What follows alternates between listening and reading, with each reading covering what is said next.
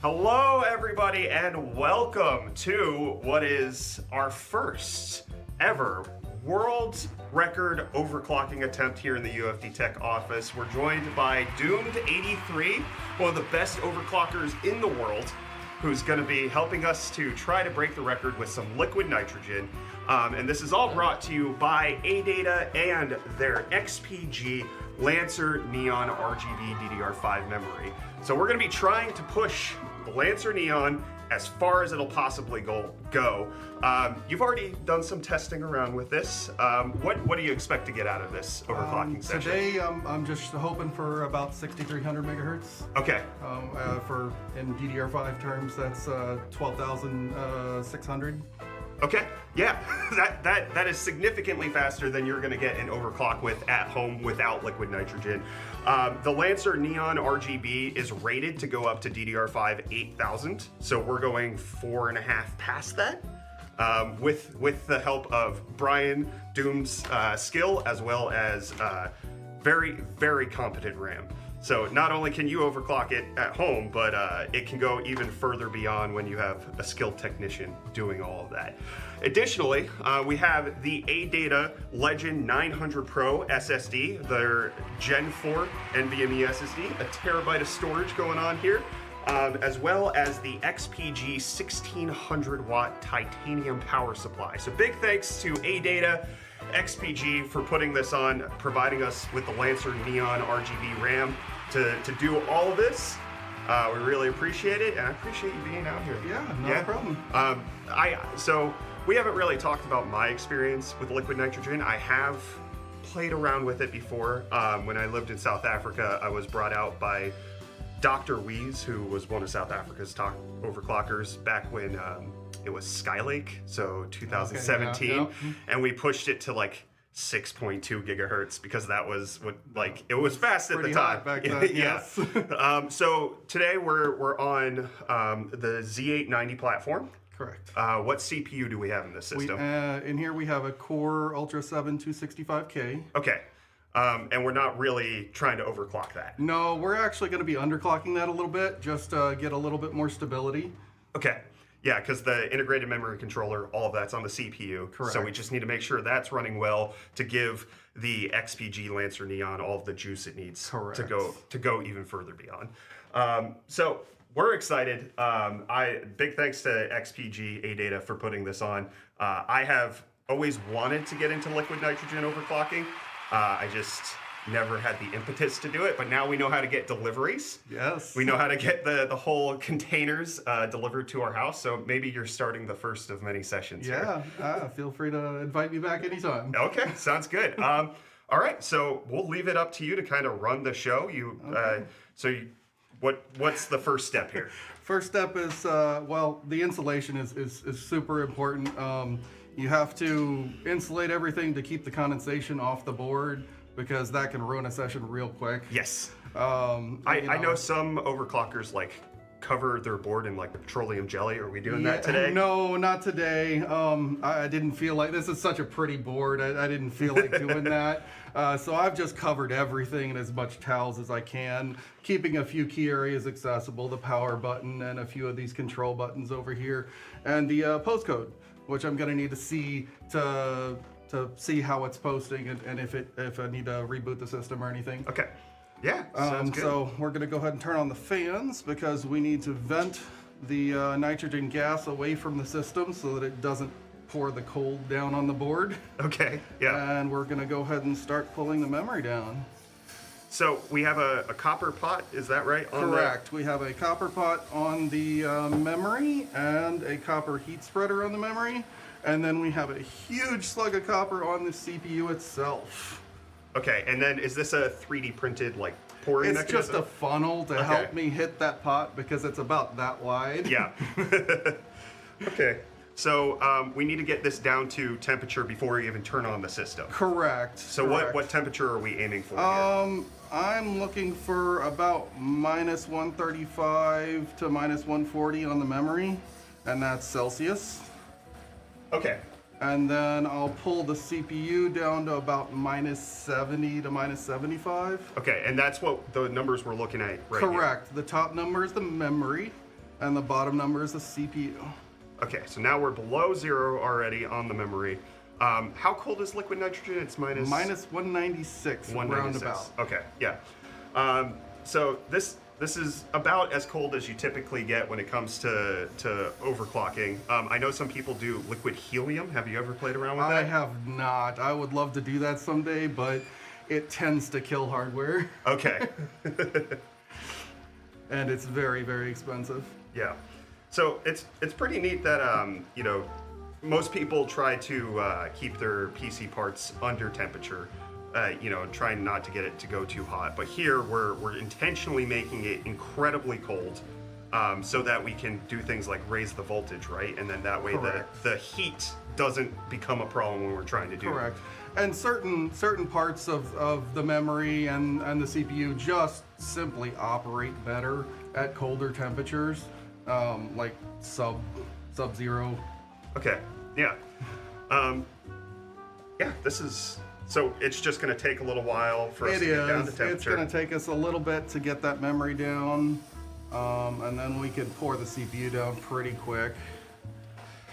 So we have a few people in chat saying, have y'all ever tried a liquid nitrogen cooled PC? EtherStar, that is exactly what we're doing here today. We're liquid nitrogen cooling both the CPU as well as the memory because we're trying to set a world record attempt with the XPG LANCER Neon RGB DDR5 RAM. Doom over here, Brian, has been playing around with it. He's already gotten some good attempts, some high numbers. We're going to try to go a little bit further beyond, yes. Just for the sake of setting records. But we'll see what we accomplish. But Doom is a accomplished liquid nitrogen overclocker. He is currently ranked number 3 in the US, number 5 out of extreme overclockers. So he has a lot of experience.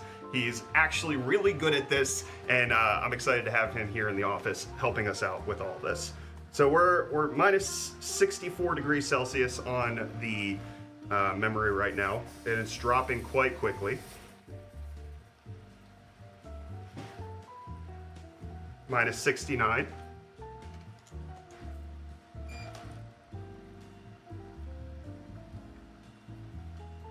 Temperatures are dropping quite quickly. Quite rapidly.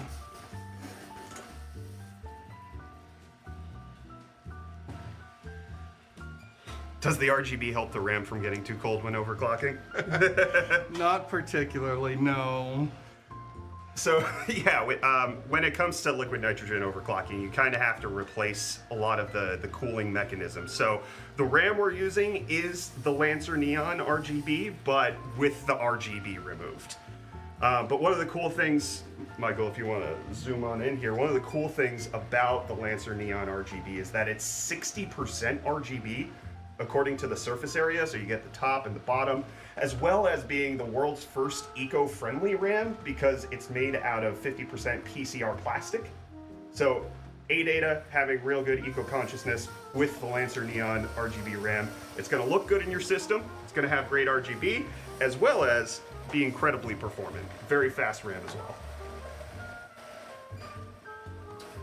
All right, so we got the memory down. We're at minus 97 Celsius right now, so now we're moving on to the CPU, which is now below 0. Happening very quickly. All right, I'm just gonna say this because I think it's funny. ADATA, I'm sorry. People are asking in chat how much to pee on the pot. How much money to do that? Wait, that's illegal. We're not going to be doing that here, okay? No. We're not doing that here. Are you sure about that? We can't get through one stream. No. Also, Kevin Durant is here. Kevin Durant, fitness official? Oh, yeah. Oh, nice. Shouts out.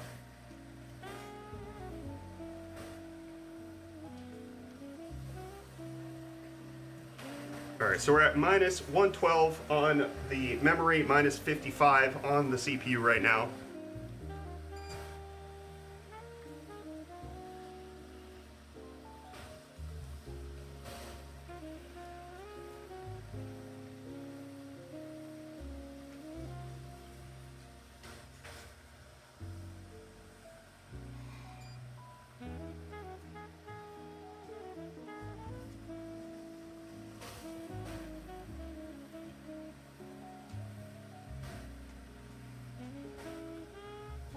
What's the purpose of the two fans? So we already mentioned that earlier, but it's to make sure that the nitrogen gets removed from the board. We don't want any of the nitrogen gas going down, because then that means we'll get more condensation and can create bigger problems with killing hardware, which is bad. That is not what we want. Yeah, not what we want at all. Almost there. All right, so also on the board we have a graphics card that just looks to be packed. That looks like a fish. Yes, it's actually called the OC Fish. Oh, that's awesome. So that's just because we need graphics out. We need display out, and I don't want to be putting extra stress on the CPU using the iGPU. Yeah, makes sense. And this is nice because it just doesn't have a fan to stick my fingers in.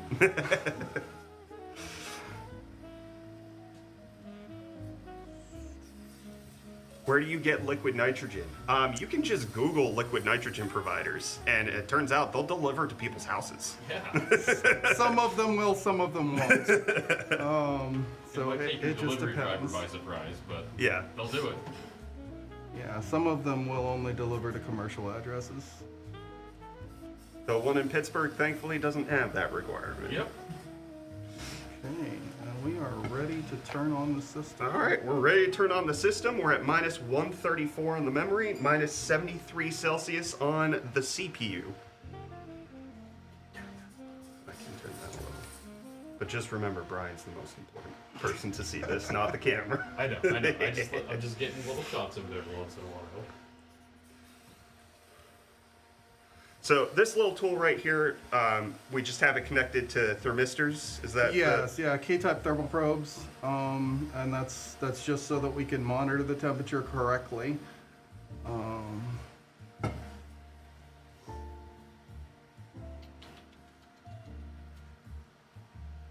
right, we've got, There we go. Kyler, can you We've switch got over to display the out. capture? And we just gonna failed yell the boot, capture at you that's when I was fine. Can you reset that? Because it's, So, yeah. we're just gonna go ahead and try to go for it again. Oh, it turned off, so we're good right now. Yeah, sorry, it's gonna do that. That's okay.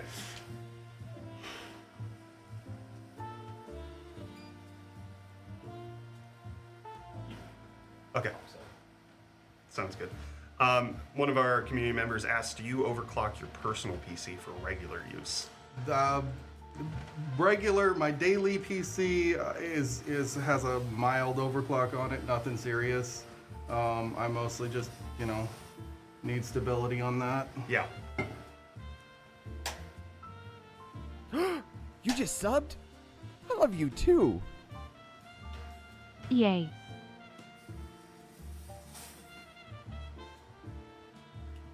Thank you, Fekinator, for the sub. Which benchmark are we testing? So how do we... So this is literally just CPU frequency, so we're just using CPU Z Okay. and trying to get a valid file.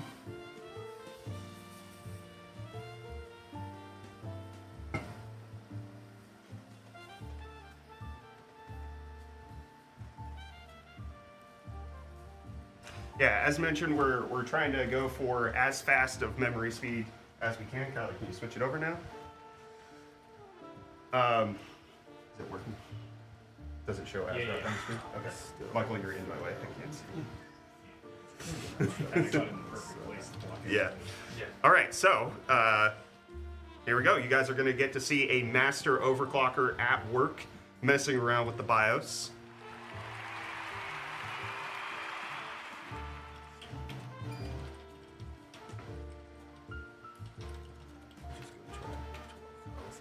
We're going for 12,000 right away. Yep. All right, so what voltage are we looking to set the memory to achieve this? So right now I'm running about 1.7 volts.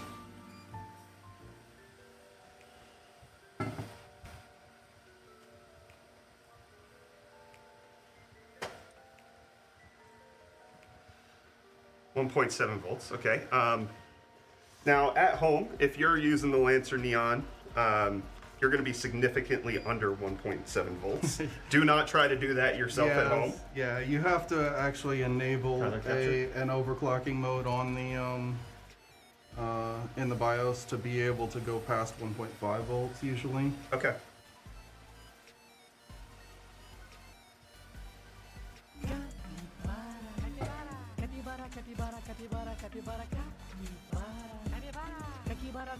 So while we have a custom heat spreader on the Lancer Neon RGB memory, the one that comes included when you're actually using the RAM at home is actually done up pretty well to make sure that it's heavily set up for overclocking, where the heat spreader has reduced temperatures by about 10%, making it a lot easier for overclocking to happen. All right, so we booted in. We got 12,000, yeah. 12,000 right away. Yeah, that's what we booted in at, and we're gonna try and push that a little further just All right. now. So do you have to drop the temperatures more in order to accomplish that, or you just try to keep them stable? Trying to keep them stable because it kind of sweet spots. There's a specific area where it likes to sit. And we're at 60, 12,120. Oh, so you can just continue to increase the overclock with a button. Correct. Okay, so we don't have to go back into the BIOS. And we're at 62, or 6120. So we're at 6,120 megahertz, which, because it's DDR double data rate, you actually double that number to get the effective clock speed. So we're at 6180, which is about 12,360. And then when it gets too far, It's just gonna freeze. it's going to freeze. And then do you need to go back into the BIOS to tweak a few things? We'll just need to reboot for the Okay. most part. I might try and boot a little higher. We're at 62.25 now. So do you tweak anything else like the cast latency or any of the sub timings? Yes. So you have to, for going for maximum frequency above 6,000, you want to be very, very loose on your timings. So you see I'm running cast 62, and then so a lot of my sub timings are 127, 255. Okay, yeah, Very high, way higher than you would run normally. yes. Yeah, the cast latency on the kit that we have right now, it's 6,400 megatransfers, but it's cast latency 32. But because we're at 6270 right now, so that's 12,550. 6285. Oh, he's just going too fast for me to keep calling out the numbers. 6,300. 6,300. There we go. All right, well, we hit 6,300, 6,315. 15. 6330. I'm gonna try and save the file there. Okay, 6,330, so that's 12,660 we just hit. Is one channel memory ideal for overclocking? When it comes to trying to hit max frequency, Yes. yes. Reducing system strain of any kind is the way to do it. So you can even see on extreme overclocking boards like the one we're using right now, it only has 2 RAM slots to begin with, and they're incredibly close to the CPU so that the copper runs in the PCB are as short as possible. That's correct. Yeah. Yep. And I think we locked up. So. Okay, we locked up. Do you think we got the file? I don't think so. Okay. No. But that's okay. We at least got the 6330. And we go again. All right. So I'm gonna try to boot a little higher this time. Because we booted in at 12 At previous. 12,000, and I'm gonna try and do 12,133. Okay. I need to get my memory back down though. Memory's at minus 134. You want it closer to 136? Yeah, I want it 138 Eight. preferably. Okay. Yeah, it's getting there.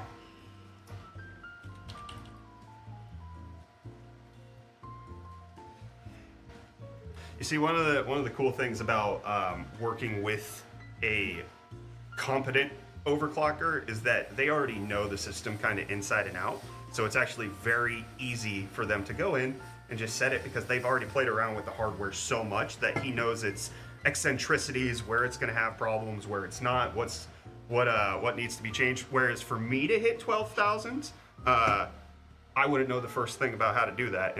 It would be a much longer session, but instantly we hit 12. Yep.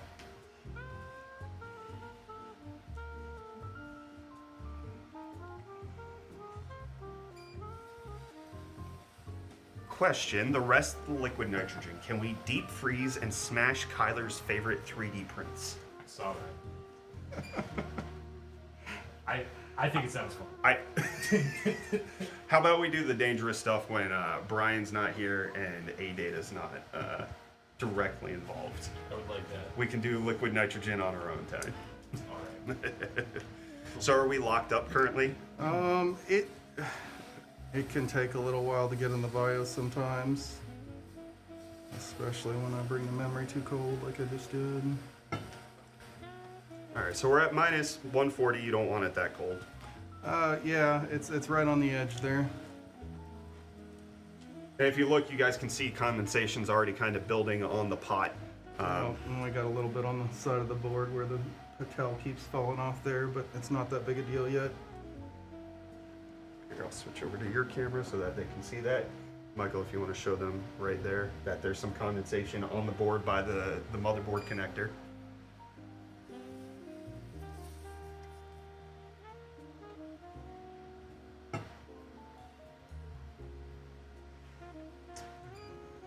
Shraff, we're at 1.7 volts on the memory. Can you drink it? No. No, you will die. It's not even. I'm not kidding. Yeah. Somebody said you can drink it once. Yeah. Exactly. Yeah. Exactly. And then never again. You can drink nothing ever again afterwards. Yeah.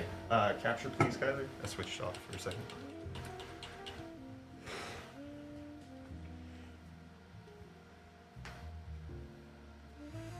So is the white side tank just for the RAM? Yes. So what you can't see under the towels is there's a custom heat spreader on the Lancer Neon RGB memory, and then there is the pot that sits on top of that, and then we're pouring the liquid nitrogen with the plastic funnel to go into the pot that's sitting on top of the memory.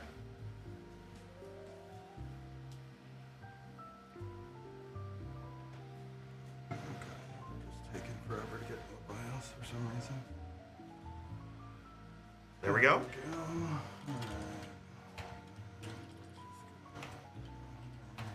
Starting at 12.133 to boot in now.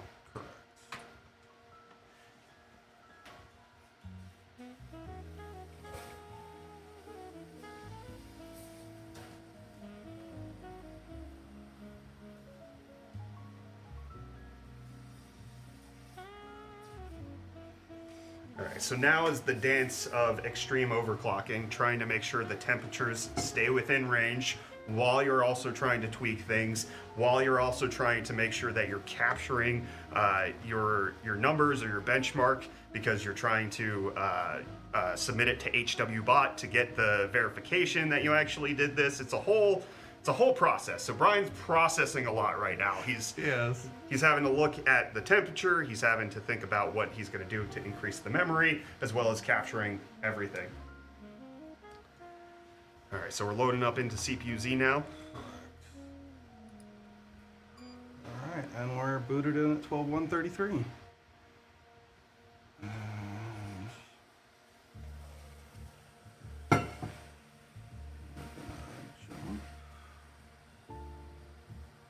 Can you zoom into the buttons over there? 250. He's pressing buttons on the board.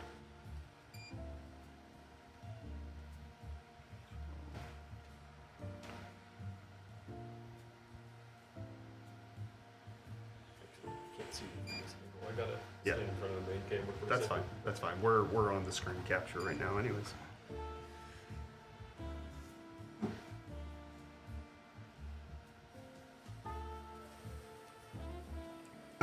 What's the record you guys are going for? We're trying to set single speed on the memory. Memory frequency. Memory frequency, that's what I was trying to say. We locked up at 12,560.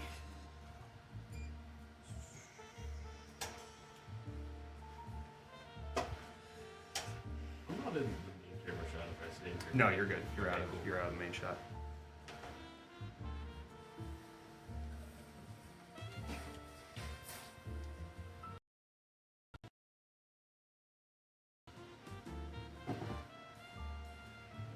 So we're just going right back in after locking up. Yeah, yeah. Okay. Just, I think we're at the wrong temperature. Too high, too low. I think we were a little too low.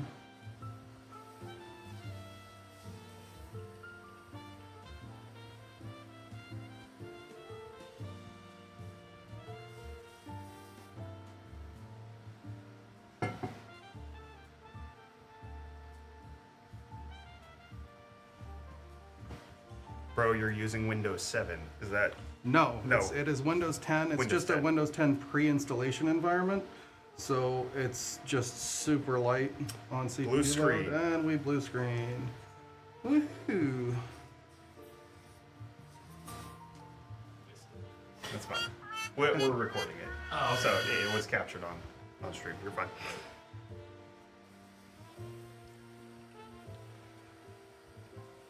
So I have a lot of experience in amateur overclocking.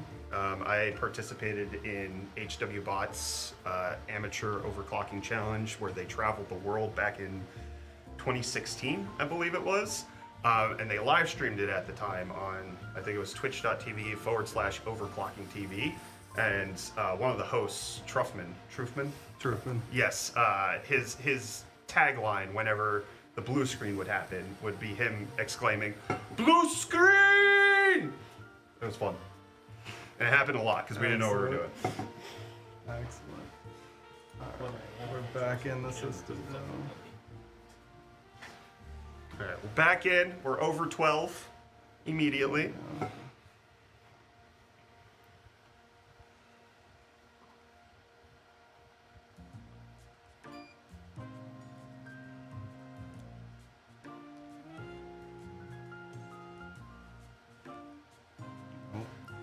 Already locked up. Something's not happy. Okay. Yep.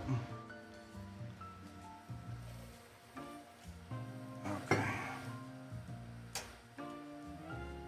Sometimes it just doesn't want to play.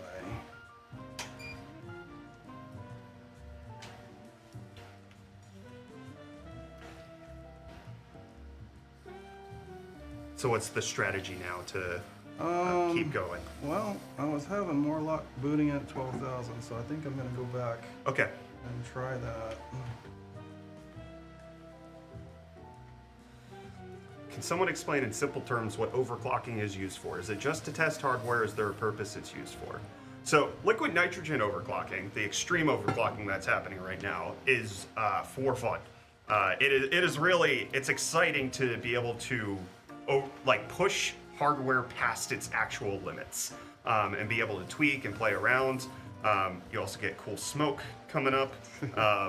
It's for fun. It's also like, it's kind of, you can compete in it. Either, there are professional overclocking competitions that get hosted by various companies, or there are leaderboards online such as HWBot where you can submit your scores and then compare yourself against the rest of the world and how other people are doing with that exact same hardware. So Brian here, Doom, he's actually number 3 in the US right now because of his scores. So that's really impressive to get in the top 10, let alone the top 5, and be number 3 in the US, because the US has a lot of very competent overclockers. Very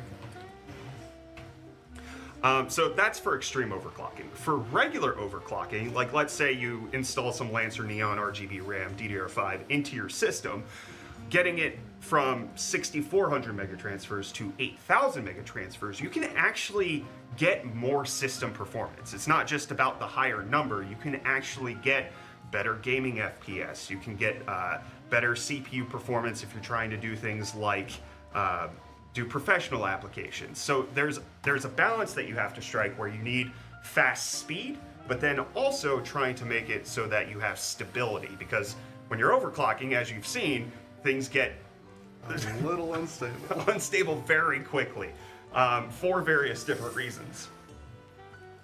But that's why when you're purchasing RAM, You know, you want to see what it's rated for. So this XPG Lancer Neon RGB kit is rated for DDR5 6400 megatransfers. So I know I can confidently go into my BIOS and set it at 6400. Just like Brian's confidently setting this one at 12,000. Very, very different conditions. But if you were having to buy a kit that's DDR5 8000, which is what the Lancer Neon can go up to, then you can confidently go up that high with, as long as your CPU can handle it, because that's also part of it, is the memory controller on your CPU has to be compliant, even if your RAM's capable.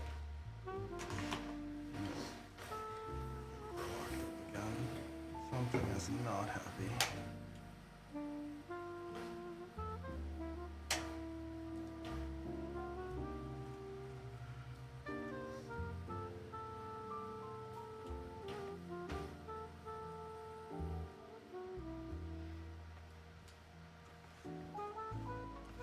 That's a good point, Trev. So overclocking, back in the day, used to mean very different things than it kind of means now, where it's like, right now it's more about like just pushing numbers, whereas back in the day, you could buy a very cheap piece of hardware and then unlock it to get it to the next tier without having to pay that extra money.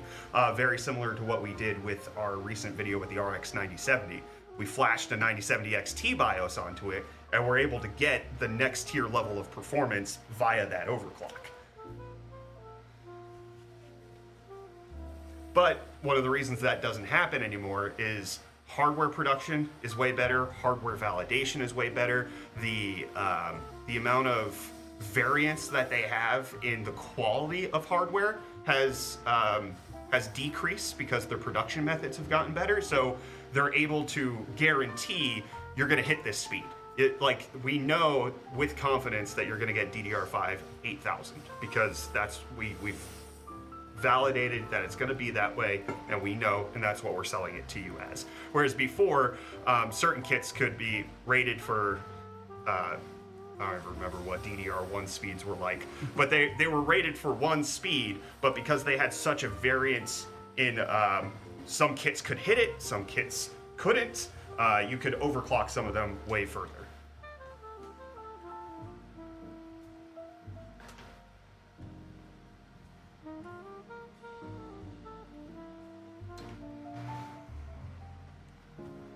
Something is very unhappy. I'm gonna pull more energy though again.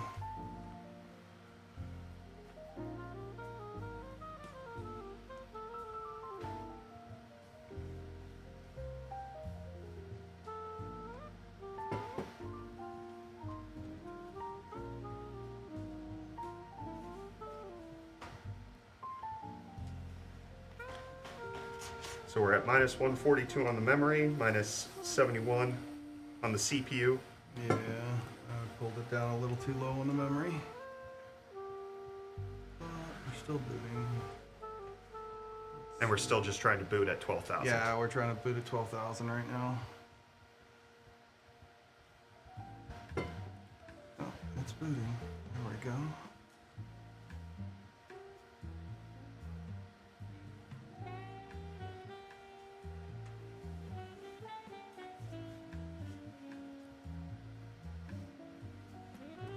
What CPU do you have? We have the Core Ultra 7 265K on a Z890 platform.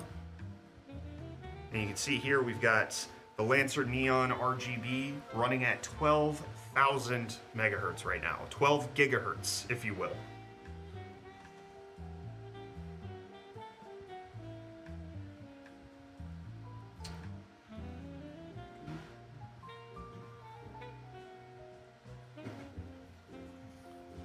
We're at 6120, so you double that to be 12,240.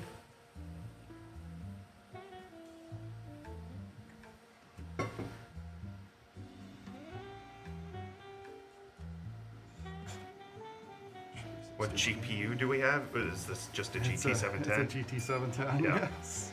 That's shaped like a fish. Correct. All right, A we're lot at of 12,360 overclockers like now. these.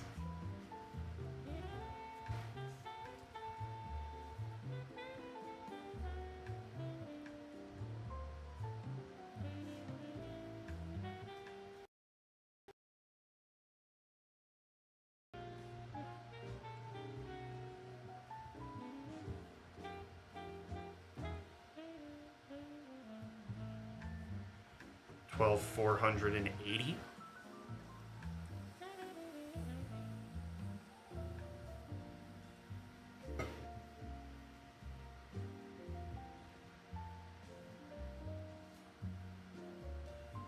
We're at 12500 now, a little bit over.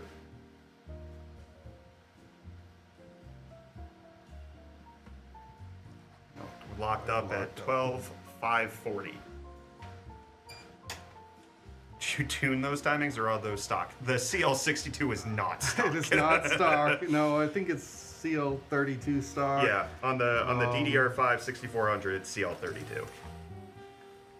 That is simply because we are going for frequency as the measure of the overclock right now. Just trying to get the highest frequency possible. And so that requires very loose timings.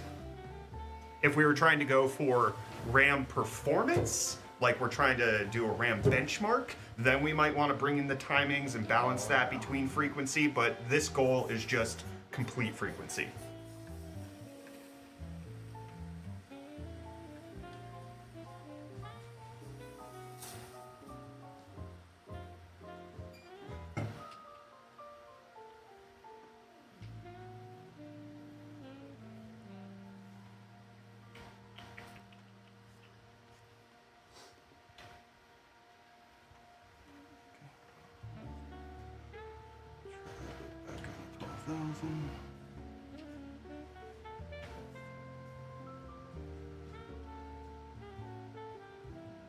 Are those 16 or 24 gig sticks? 24 gig. Yep. Yes. The one I have the box for is 16. But you can get them with high capacity. You can get them with high frequency, as well as this is being the first eco-friendly RAM, 50% recycled plastic that they're made out of, 72% CO2 reduction. ADATA taking the environmental friendliness of the RAM very seriously. And then also the RGB, which we had to take off for the overclocking, covers 60% of the entire area of the RAM sticks. So I'm just gonna steal that focus real quick. See right there? This is gonna be RGB, this is gonna be RGB. One of the most RGBified pieces of RAM out there. LANCER Neon.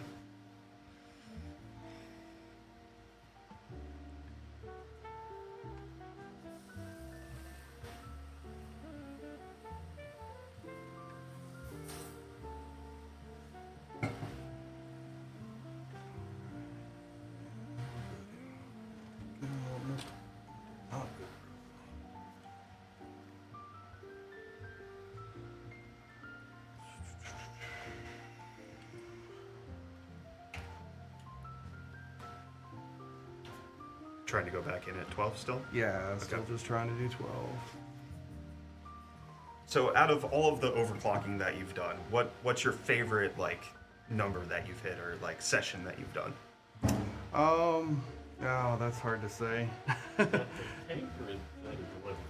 might be it. This has been pretty fun. Just Yeah. trying to push the frequency. Was able to get, I think, 5th in the world on this stick right here. Okay. Yeah. Or no, 8th. I'm sorry. If I had been able to validate what I did previously, it would have been 5th.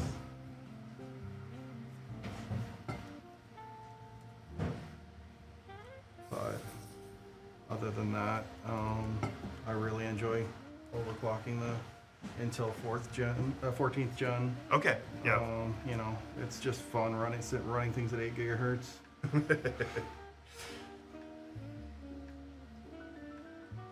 Yeah, so looking at your HWBot profile, which if you guys want to follow what Brian's doing, you can go to HWBot and look up Doomed83. And you can see that with this stick of memory, he hit 6309.5. So 12,619. Correct.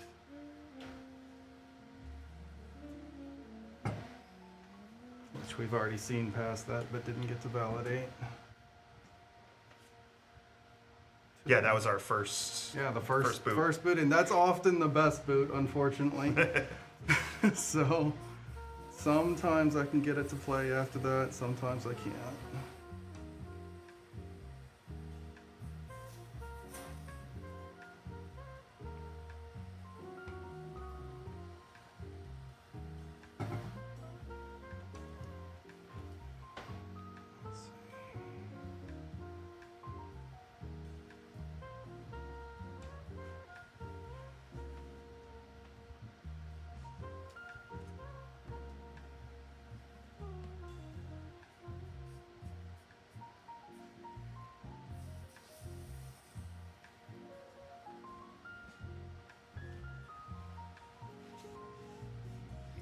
Sure what's taking so long in here.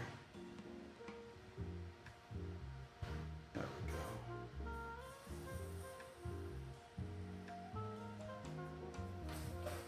go. Boot it into Windows again. Coming in at 12 gigahertz right off the jump. Let's go up.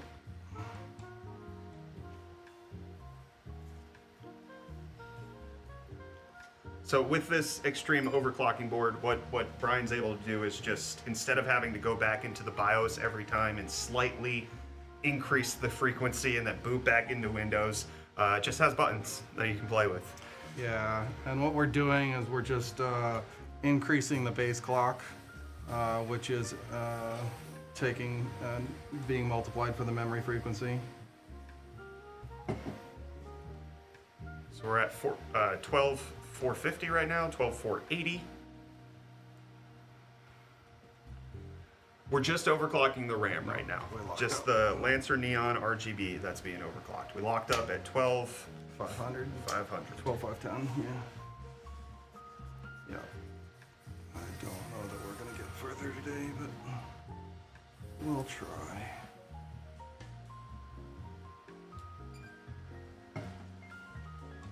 Somebody asked, how did you get into extreme overclocking? Mostly I just wanted to play with liquid nitrogen at first, Okay. to be honest. Yeah. But yeah, I just enjoyed pushing hardware and playing with it. I've been overclocking since I was about 10. Okay. But I got real serious in it back at 2019. So you've been doing it for 10, 12 years? Something like that. I've been doing liquid nitrogen for about 6 years. 6 years, yeah. Yeah. Okay.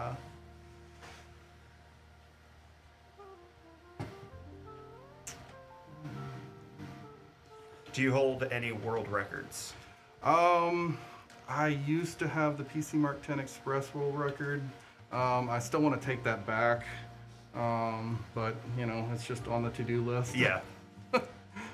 That's one of those things that you just sit with the CPU at 8 gigahertz and run the benchmark for 20 minutes.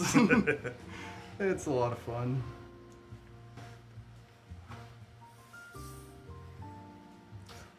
What's the biggest hindrance from you being able to do this like every day? Is it like the cost? Is it the hardware access? Is it like, obviously? A lot of it's the cost of the hardware. Yeah, okay. You know, I buy most of this stuff on my own, and you know, just the cost of the motherboards and processors and all that have gone up. I'm pretty lucky in that I get very, very cheap LN2.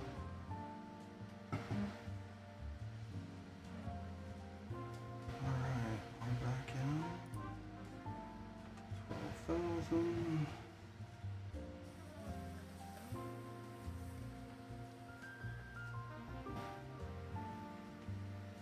And up we go.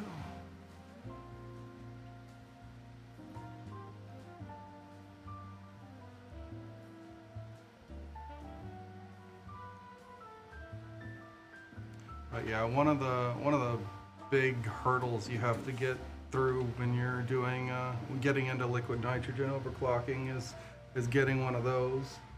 I've acquired about 7 of them now. Oh, wow. Thanks for the brand, sir. So I don't have to go that often, luckily.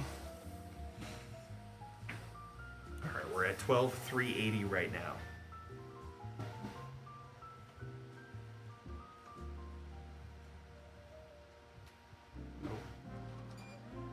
locked up there. 12,390. Yep, I think we're pretty much done. Okay. I think I'm gonna need to tear it down before we can push any further. Okay. You think doing another session later? Yeah. If y'all are game for it, Yeah, yeah, sure, yeah. why not? Let's Okay. tear it down and see what we can do. Okay. Yeah. So, I mean, yeah, we can, if you're cool with it, watch the teardown process. Is that fine? Oh yeah, no problem. Yeah, we never stop streaming, so it's not like. Okay, yeah. All right. Do we want any B-roll to tear down? Like, I got B-roll of the setup, so okay. yeah, We can you're just reverse it. yeah, you're more than welcome to get whatever you think is interesting, Okay. especially with the other A7S3. Yeah, I'll go swap. I Yeah. guess. I mean, you can stop the recording, Kyla.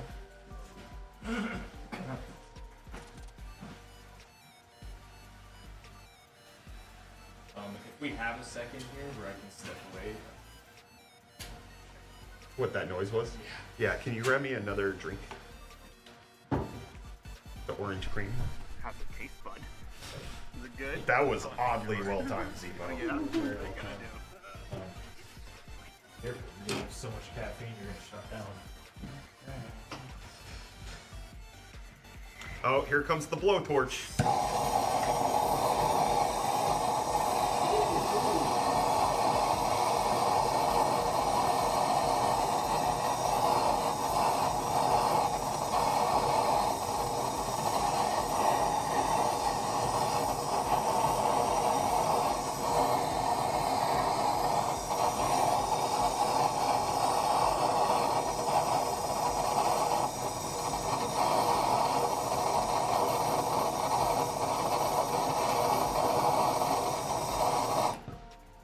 So is the blowtorch just to get up to speed very quickly? Yeah, Are it's you on just the to raise the 24 to 105? temperature super high, super quickly. Yeah, but no. No. I just Yeah, because that has stabilization. So if you're doing hand, Oh, you you're be right. on that one. Yeah. This is gonna get real loud. Okay, no worries.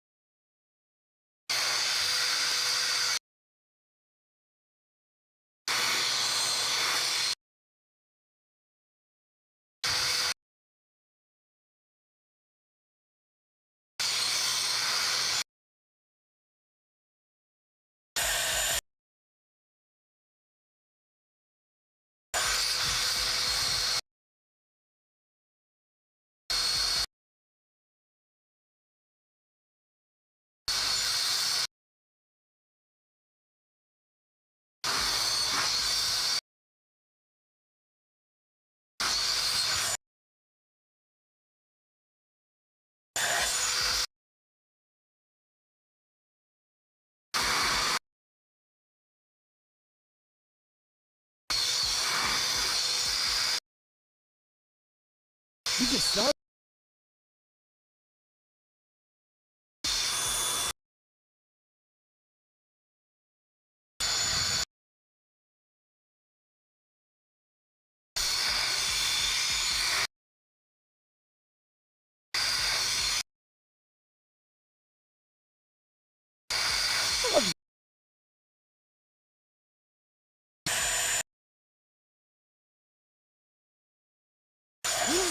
You just subbed?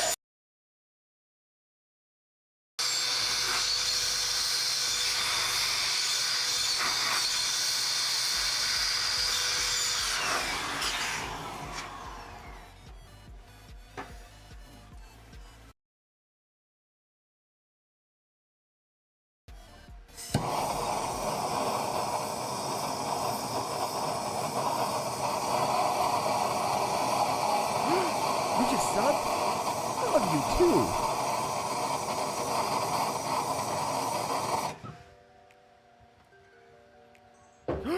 You just subbed?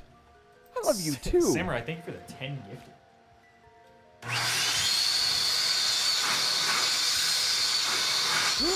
You just subbed? I love you too.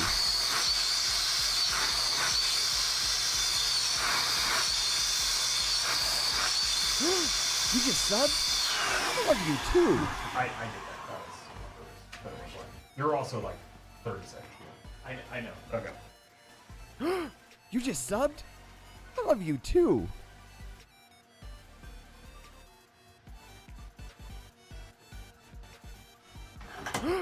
You just subbed? I love you too.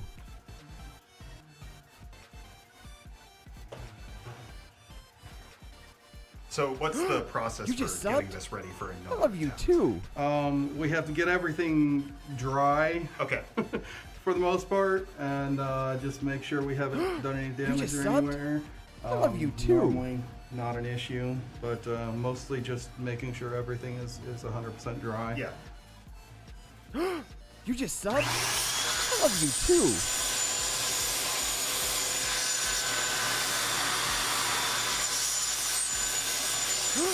You just subbed? I love you too.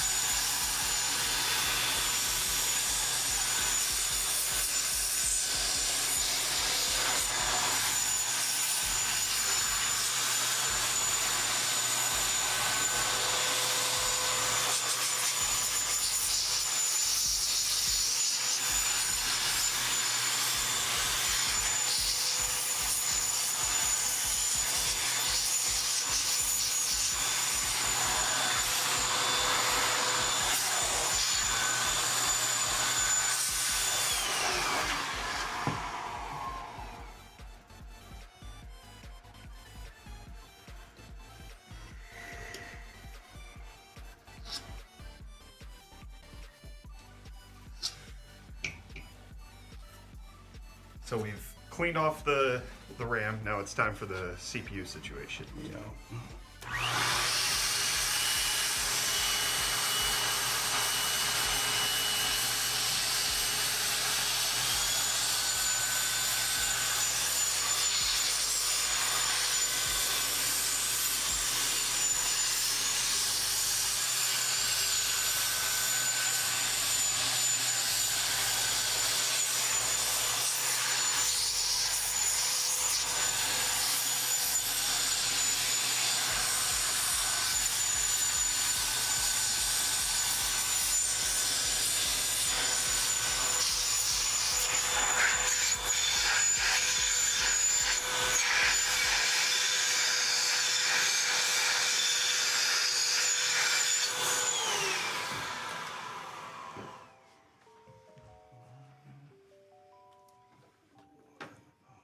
So underneath this heat spreader right here, you've got the XPG LANCER neon RGB, and it has to be connected to all of this in order for the liquid nitrogen to transfer the cold, or to evaporate the heat that's on the stick, rather. It's going the opposite way.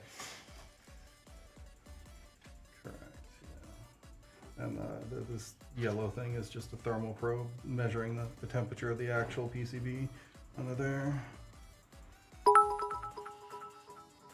The actual memory modules.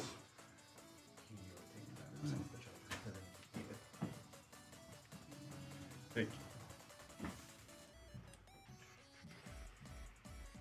So do you need to take the CPU pot off? I don't think I need to because I've pretty much got underneath there. Okay. I think.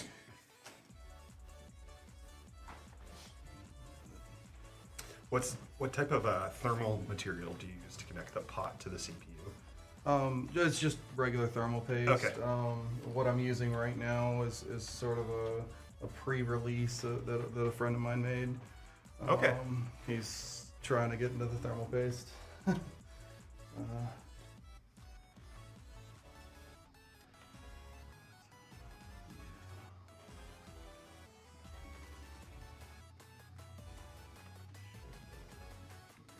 So no condensation under the board. No, nothing under the board. The foam pad keeps that pretty dry.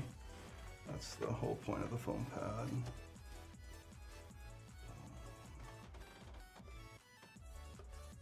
How long were you thinking about?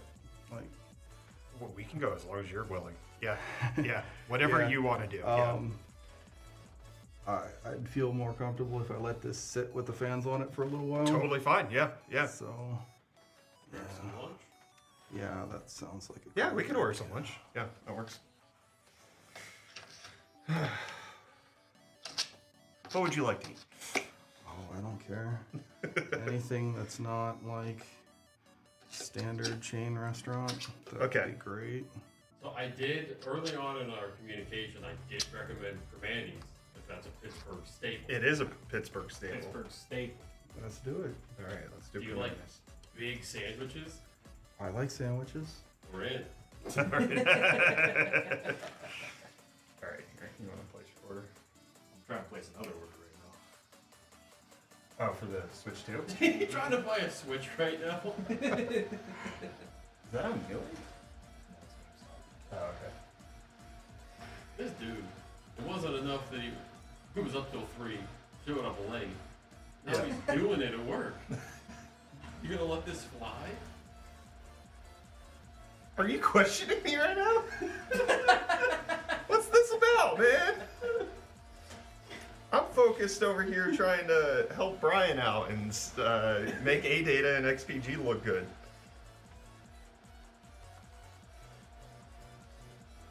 So how long do you think it needs to just kind of sit for?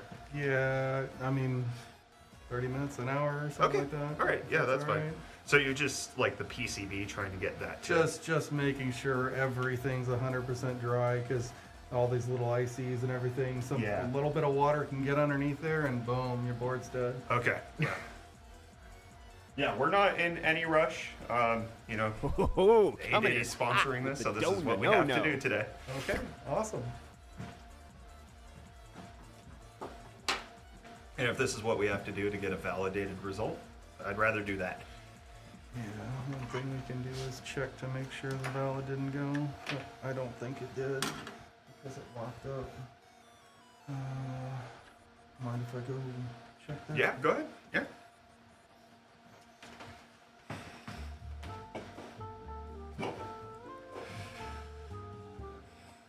So how does the custom cooler on the RAM actually make contact with the chip? So the cooler is on the RAM just like it normally would be. Right, so so you have the LANCER neon, right? So you have the heat spreader is touching the chips. The only thing special about this one right here is that then there's a top section that connects to the pot so that the liquid nitrogen that's going in there is making contact with the top, and then because metal transfers heat very well, then it's connecting to the sides there as well. So, I mean, if you're just running this in your system, the Lancer Neon RGB, already, the heat spreader is already phenomenal, dropping temperatures by about 10%. 60% RGB surface area. This thing's wild, goes up to DDR5 8000. It's also the world's first eco-friendly RAM with 50% recycled plastic and 72% CO2 reduction. So, ADATA XPG creating something incredibly well. Good. What? Me fail English.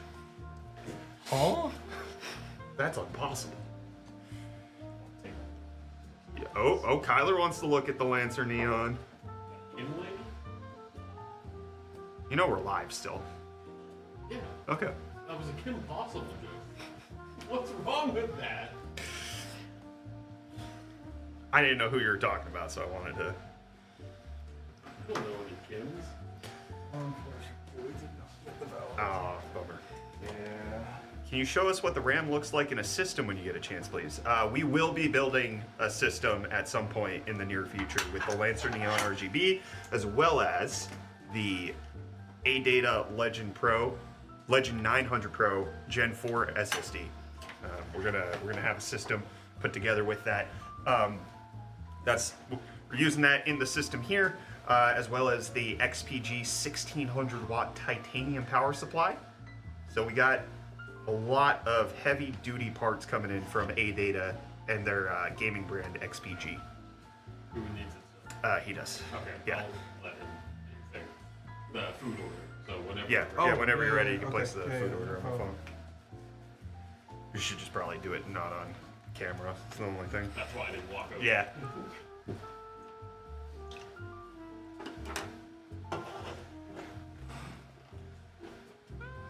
As a South African, what's the best place to buy a PC? Wootware. Wootware.co.za.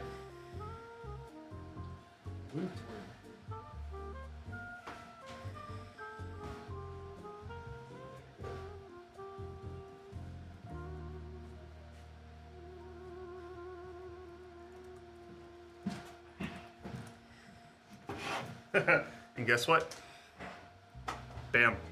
Wootware has the Lancer Neon in stock. That means that they have this at their office. This isn't something that they order in for. They'll put this into your system. Beautiful. Yeah, so when I go to South Africa, I can get the Lancer Neon. Let's go. Yeah, they even have it for the DDR5 8000s.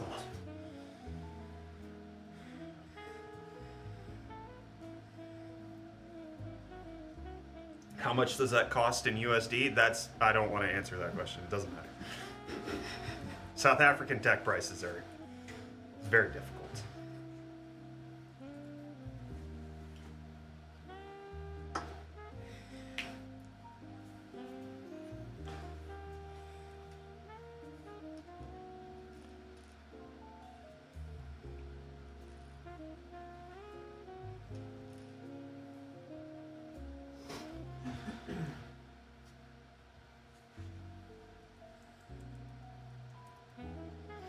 So right now we're in between overclocking attempts. The general idea of what's going on right now is we're attempting to have the fans just blow on the board, get rid of any condensation, any water that is resulting from the very cold temperatures that we were doing. And then we're gonna get back into trying to overclock the Lancer Neon a little bit further, trying to get a validated result. We did end up hitting, what was it, what? We got up to 12,660, but we were unable to verify it because the system locked up. So we're gonna try to get a verified result of that speed. I understand it now. Me with my 2666 mega transfer RAM.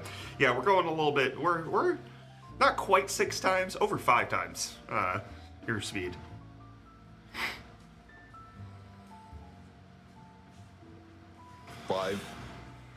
You place your order? Yes. I wasn't talking about the Switch. Did you place your order for your food? Yes. Okay. Because the answer to the Switch thing is no. Oh, okay.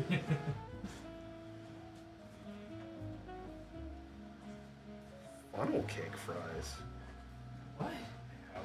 Yeah. All right, I'll get them. We can all try it. Okay, did you put any of those orange creamsicles in the fridge, or are they also Nope. just? Oh yeah, those are downstairs? room temp. Possibly outside temp. Did you put them outside? They came from outside.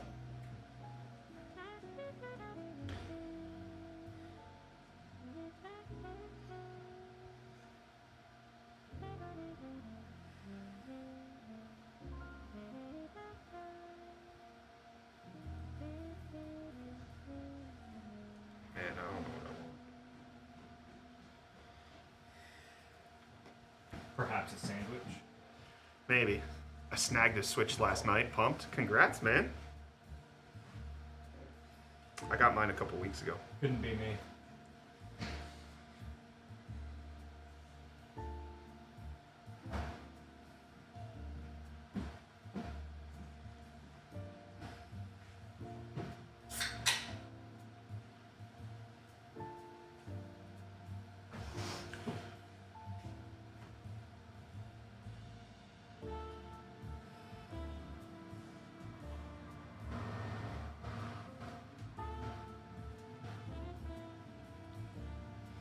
What are you guys doing? Just got here. We are attempting to overclock some memory as fast as we possibly can. We're kind of in between attempts right now, so we're just waiting around.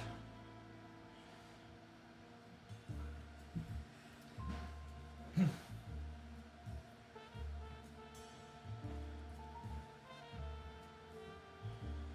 you for the 90 yen donation. With the cool sunglasses. All right, food order placed. Says between 12:35 and 12:50.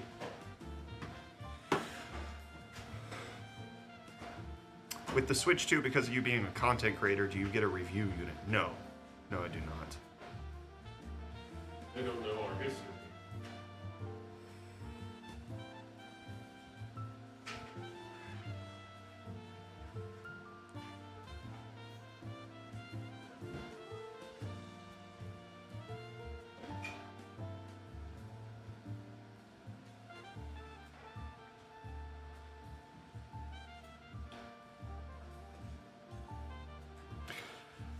So when I had that liquid nitrogen overclocking day with Dr. Weeze almost a decade ago, one of the things that they did was they had a bowl of liquid nitrogen and they let us put like various objects in it to freeze them and break them.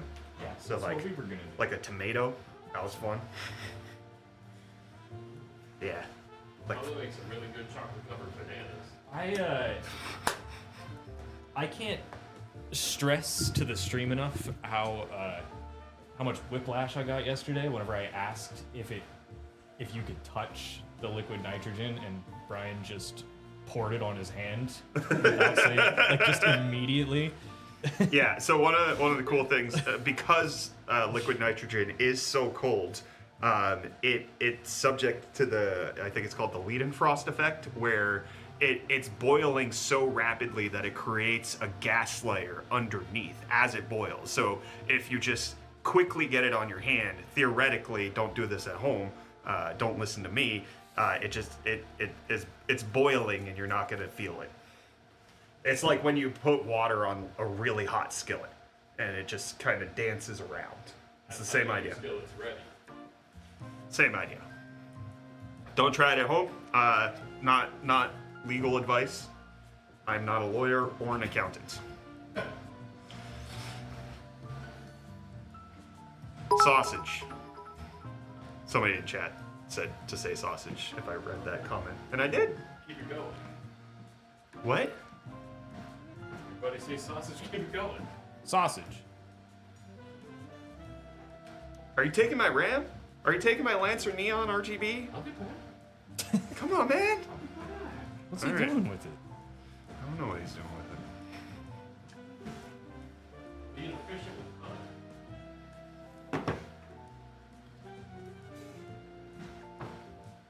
Try liquefied CO2.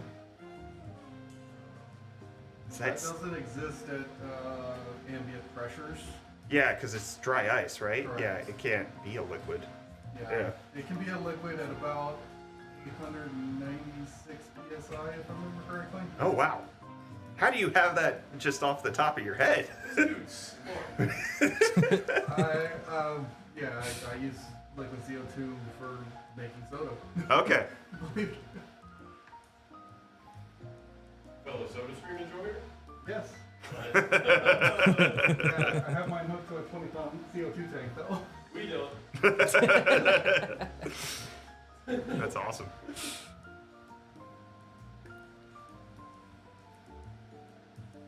Recarbonated olive oil with ours. Oh yeah, for the charity live stream we did. One of the punishments. If how much was the amount? If somebody donated 1,000? Was it? It was the 600 number. Okay. Yeah, if somebody donated like $600. Yeah. 621. Yeah, that's what I knew it was a significant number. We had to carbonate various things that shouldn't be carbonated. So olive oil was one, milk, Tomato juice. chicken broth, garlic oil, Garlic juice, and onion juice. Oh my gosh. None of it was pleasant. None of it was good. There was, yeah.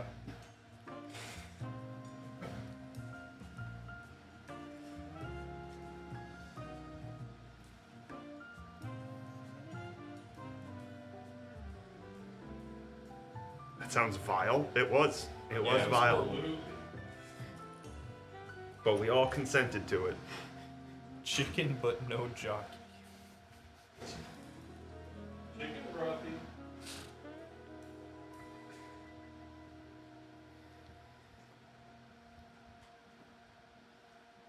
This is not a cricket jersey. This is a rugby jersey. That's a Springbok, not a cricket. The cricket team's actually the Proteas, not the Springboks. The flower? Yes. Yeah. I know things. But I do have a Protea on here, which is also might be one of the reasons why they're confusing it. It's like the color blindness, right? What? Protanopia? When people make them float? I'm gonna go to the bathroom. Kyler, you entertain the people. I'll entertain the people. Hey guys, my name's Kyler, and I'm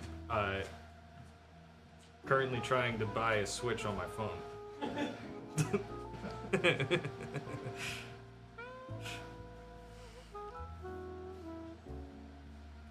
Who wants to guess if I got one yet? Hi, Tyler. It's not what I said. You look vibeable today. Don't lie to me. Hey. Guess? Oh, Michael wants to guess. You didn't. I didn't get one. No. Hey guys, we have a new UFD channel owner. That would be me. Did you pay $6.50? I've paid nothing because I don't have one.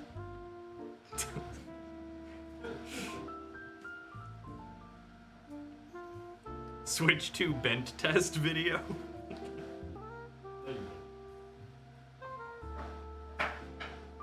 You suck. Buddy.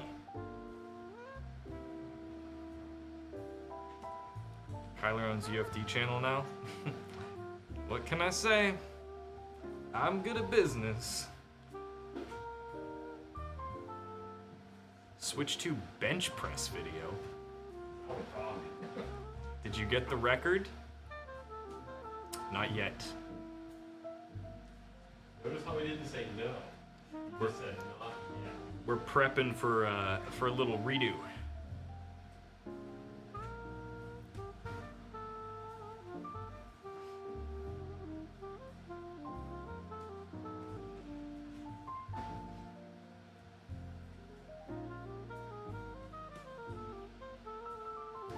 PC has an Intel Pentium, 8 gigs of RAM, and a GT 710.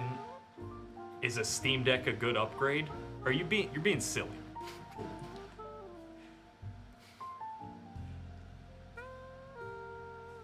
You're being coy with me right now. UFD deals segment. My deal today is Switch 2 pre-orders are allegedly. They're allegedly out. I'm giving up now.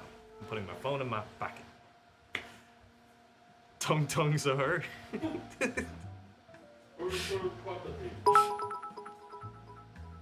Samurai, thank you for the 1,000 biddies.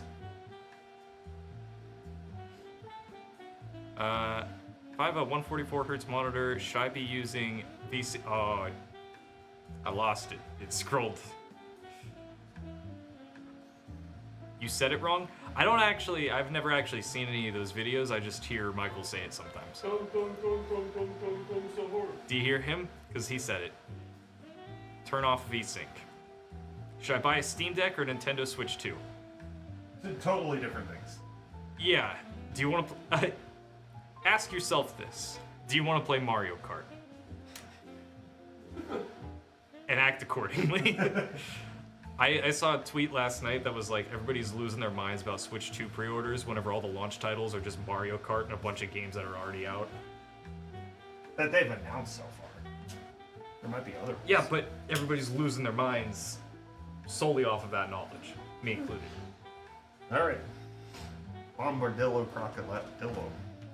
Bombardillo crocodillo. I'm not playing with you. If you're not playing with me, then yes, you will enjoy a Steam Deck much more than your GT 710.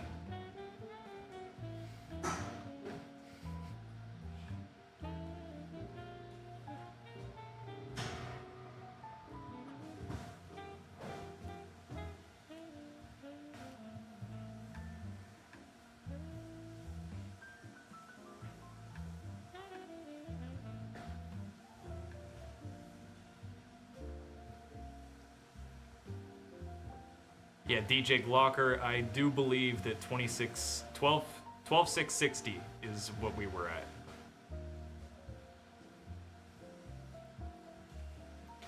The Steam Deck can run Gary's mod with 10,000 workshops. You mean to say can't? Ballerina Cappuccina.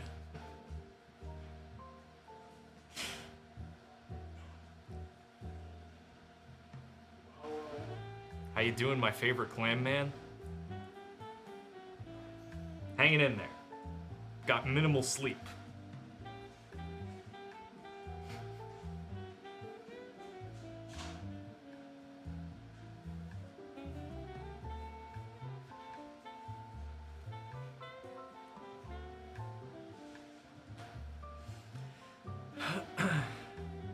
Oh, you got a Steam Deck on the cheap? Very good, Ultra Stefanos. Does the Switch 2 have foot simulator? Probably not. Here, how about we do a little intermission? Yeah, you put on the bumper and the music, and we'll be back. All right. He did not like that you said foot simulator. I can dig that. All right. I'm going to bed. All right. I'm going to bed.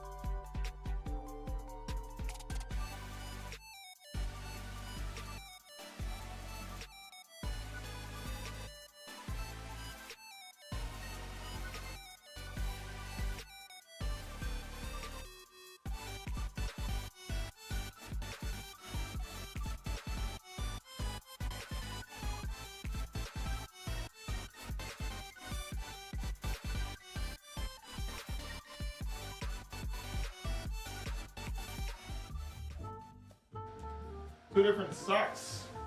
Oh. Yeah. All right, guys, we just had a succulent Pittsburgh meal.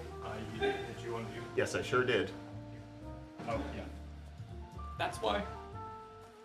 We should be ready to get back into it shortly. Thank you, everybody, for allowing us to have an intermission while the motherboard dried up. It should be ready to go sometime soon. Just as a reminder, what we're doing is we are attempting to set a world record for frequency using ADATA's XPG LANCER Neon RGB memory. During the first attempt, we hit 12,660. Unfortunately, we didn't get validation on that one, so we're gonna go for it again. We're being joined by Doom, also known as Brian, who is one of the top overclockers in the entire world. And he is learning us something good on how to do liquid nitrogen overclocking for memory and just some general principles for how to do it at all. So we had the fans running to get rid of condensation from the first run that we did.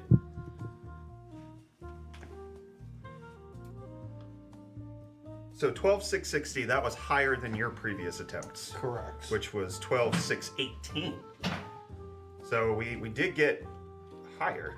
We just didn't get a valid file yet. In my moment of glory.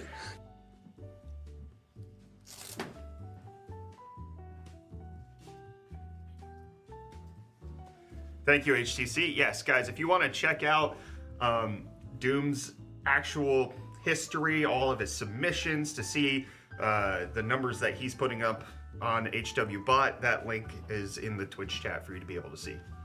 Benefits everybody.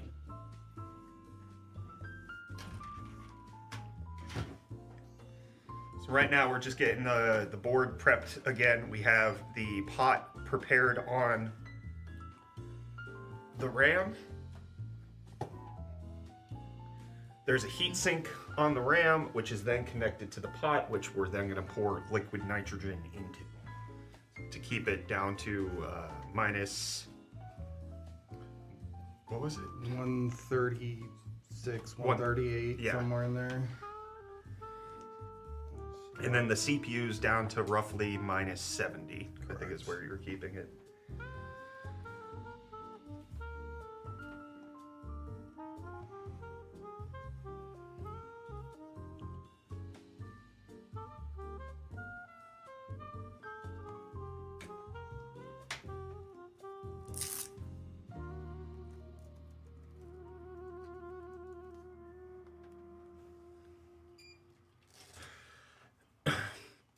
So the current world record for memory frequency is 6386.2, and that was set 11 days ago. Whoa. So we got very close. Hey, we were 6330. That's pretty good. 330. Yeah. So we're just about 50, 60 megahertz off of the world record.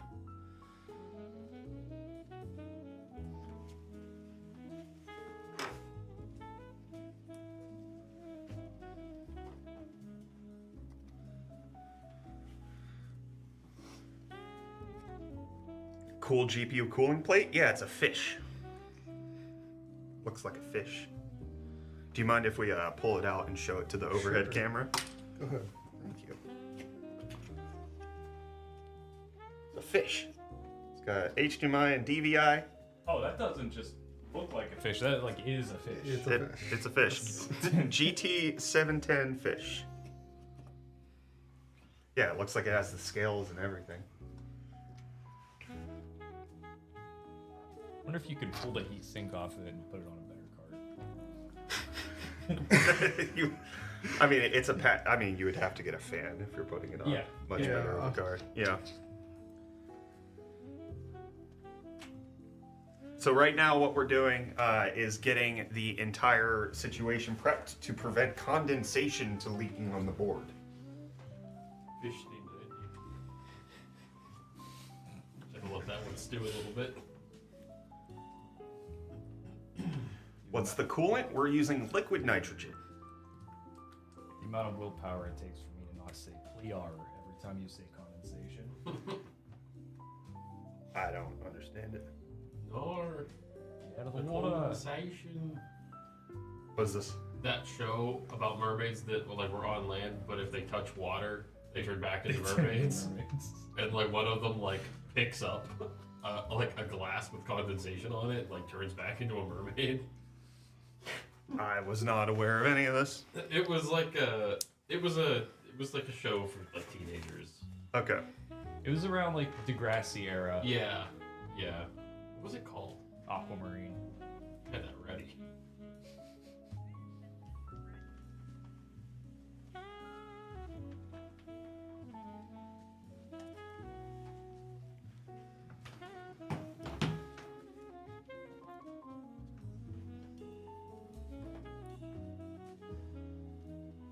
So making sure there's no condensation on the board, the towel's keeping everything dry, and then we also have the thermal probes right here giving us the temperatures that we need to know for both the CPU as well as the memory.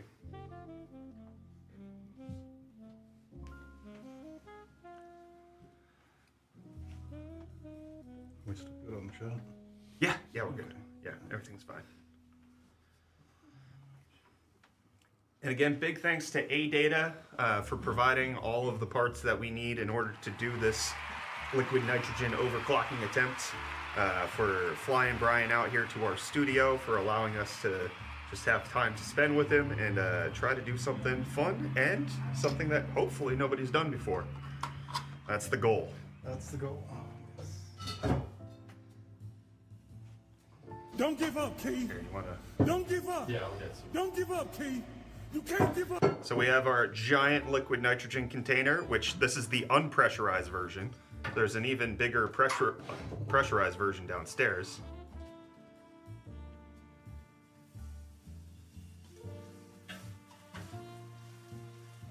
Like, yeah.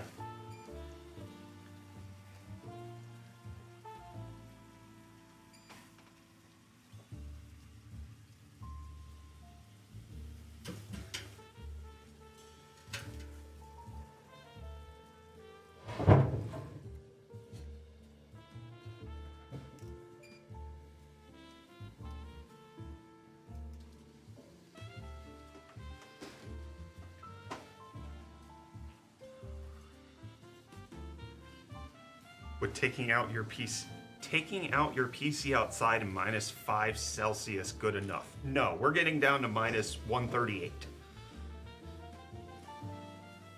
We're going below what you can naturally get on Earth. Hopefully you're not in -138 weather anywhere. Man, Might have some problems. I was just about to bring up that somebody did do that in like a cold climate. where Yeah, they I just think it was put in like the- Serbia people or do something. that all Yeah. the time. Yeah. Yeah, cold temperatures outside, I mean, you can do some fun things with the PC, some mild overclocking, but it's not quite what we're doing.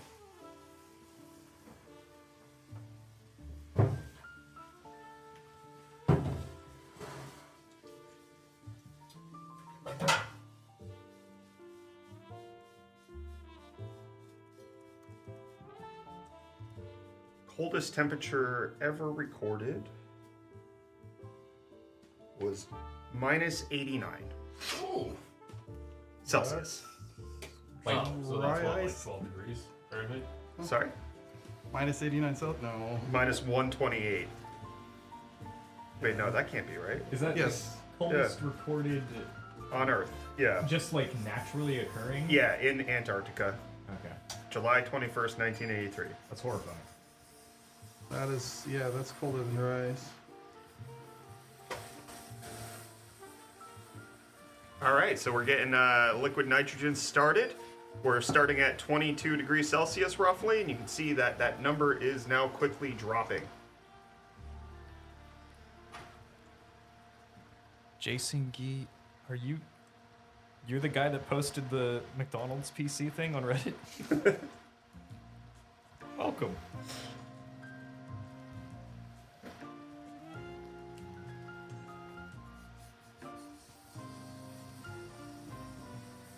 Intermission.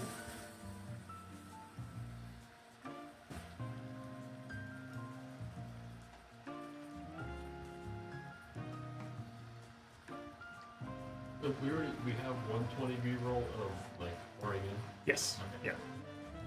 Yeah, from yesterday. That'll look really cool and slow though. Yeah. That's what I was asking. It's part of the bumper. I didn't watch the bumpers. I don't watch the bumpers. Wow. That explains it. You're loving. Usually busy. All right, we're at 9 degrees Celsius, 10 degrees Celsius right now. It's climbing.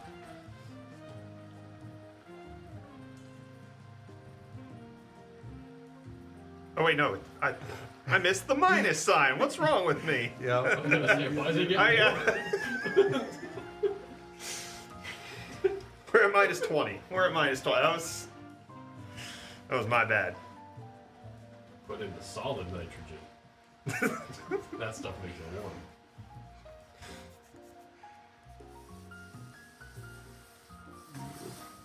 Need quite a bit of pressure to make solid nitrogen. Can you do that? Yes. I didn't go science school.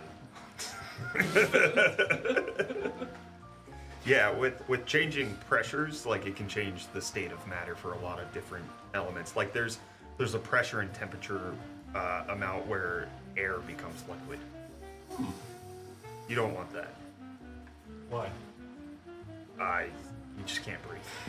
But you can drink it. Same thing. If there's oxygen in it, you can drink it. It's fine. No. Just no. I went to art school.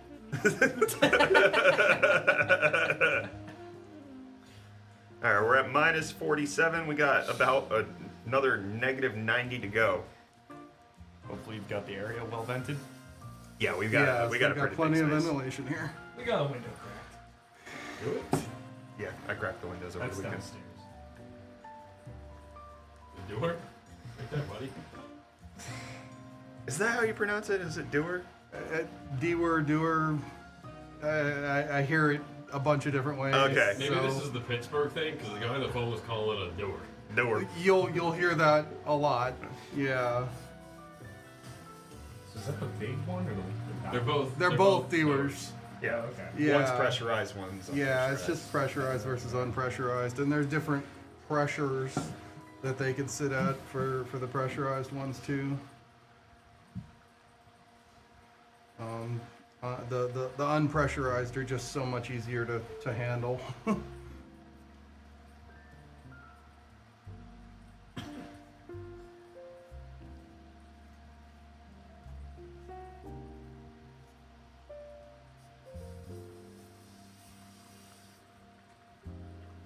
How it feels to chew 5 gum.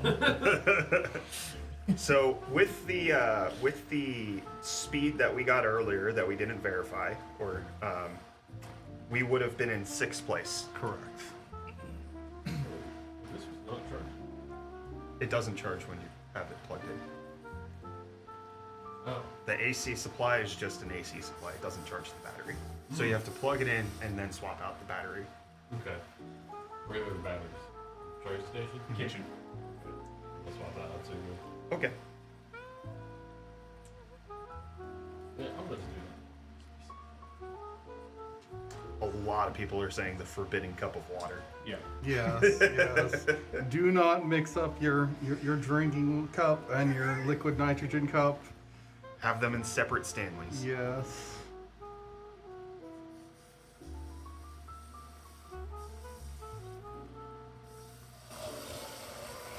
Now we're doing the CPU. It's dropping from 20. I like it when this happens.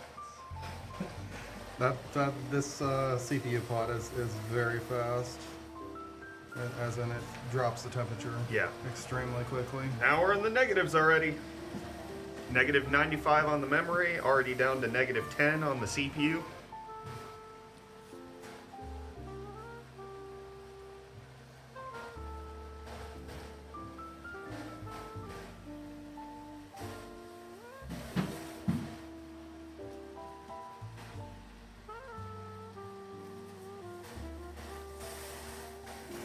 Down to negative 101 on the memory.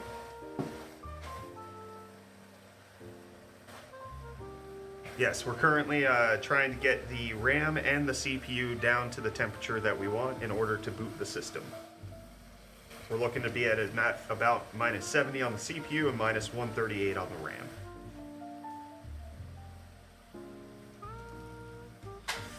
And the attempt that we're doing is we're not benchmarking, we're just trying to set the memory frequency record currently. We need to pass 6386.2 for the single frequency, and then you double that for that to be over 12,000 megahertz. Mega transfers. Yeah. Yeah. It's listed as megahertz here. Yeah. Just one of those things.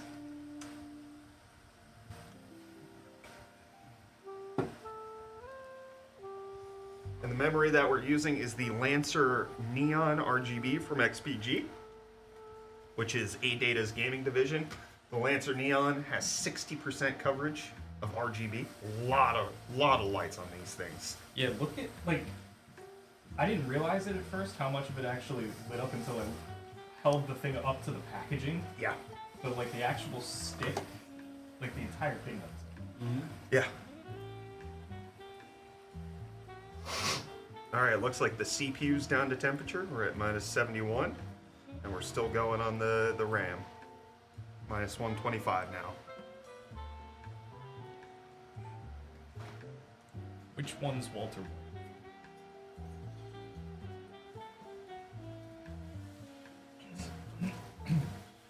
Jesse.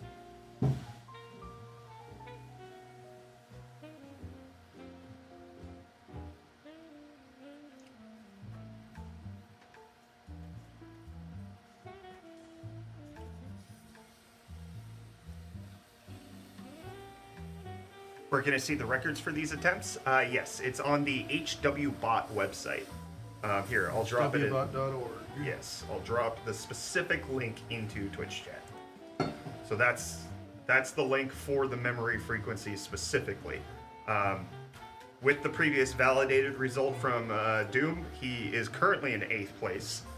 With the one that we weren't able to validate earlier, we would have been in 6th place, but we are gunning for number 1. That is the goal.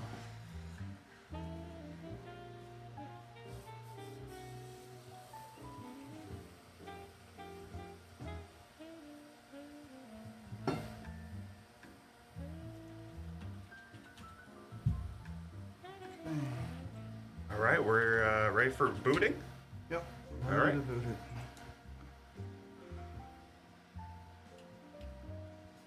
Minus 138 on the memory, minus 71.6 on the CPU.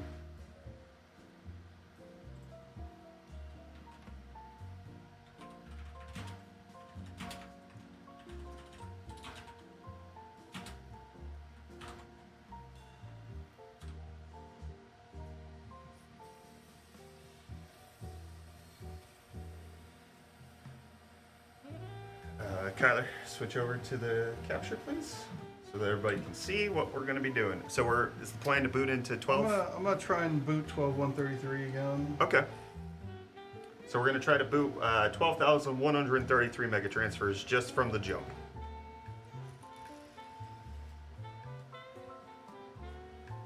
I can tell by the way the system's acting that we're in at 12,000 right now. Okay.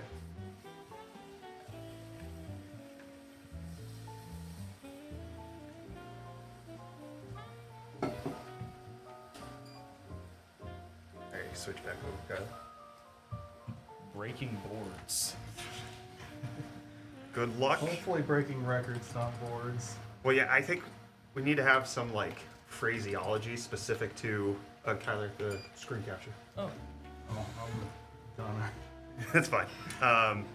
You know, there's good luck, there's break a leg. Break a chip. No.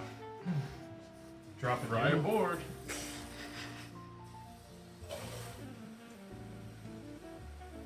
May your temps be cold and your frequency high. Yes.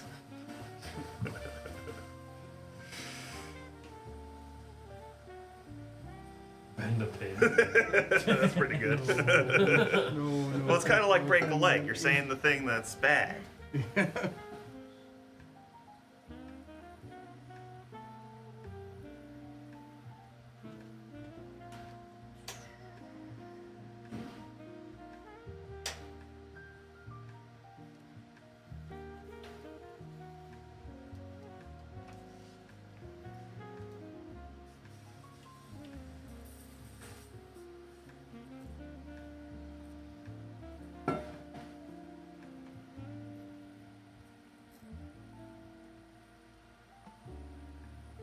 Did you guys break the record? Not yet. Not yet. We're still working on it. We're on our second round now.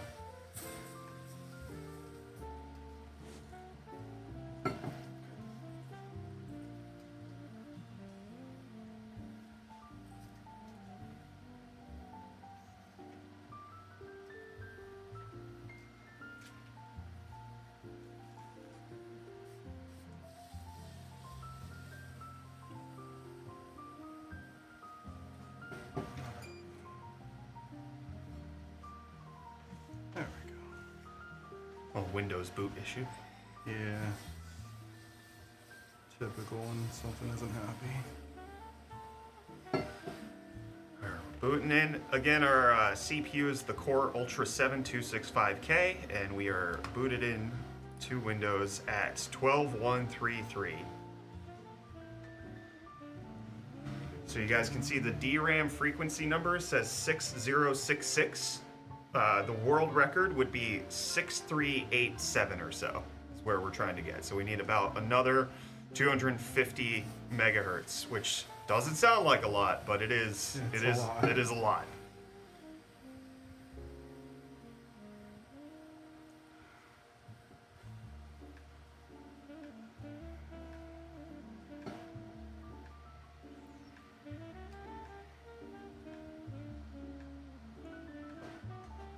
We locked up at 6188. Which isn't the record, but that's still 16th place. That is the 16th fastest memory speed in the entire world.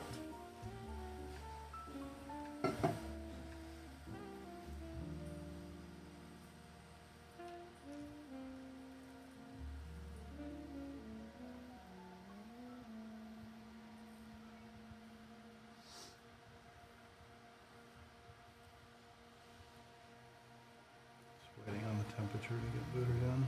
Okay. It's down to 136, so we're turning on the system now.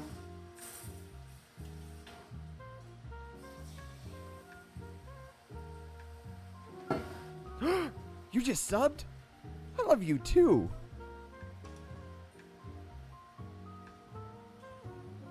Okay, can you start recording?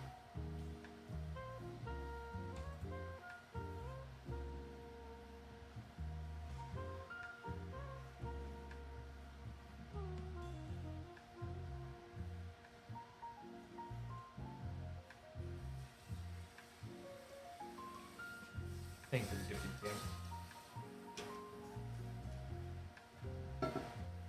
2 times my speed, now I understand. Yes. So the RAM kit that ADATA provided us, UFD Tech, is rated for 6,400 megatransfers. We're essentially doing double that.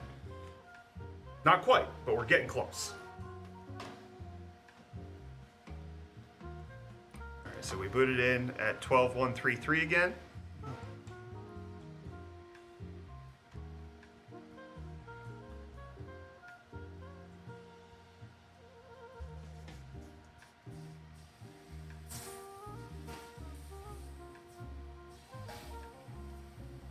Insane numbers these things can pull off. Yeah, the LANCER Neon RGB RAM from ADATA, I mean, it's doing very, very well.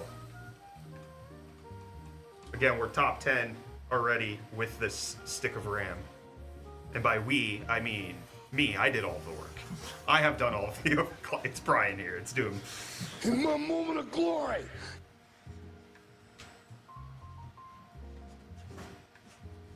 $61.88. This is where it froze last time, right? Yeah. $62.48. Look at us. There we go.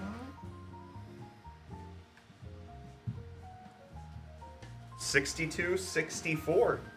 That puts us in 13th place.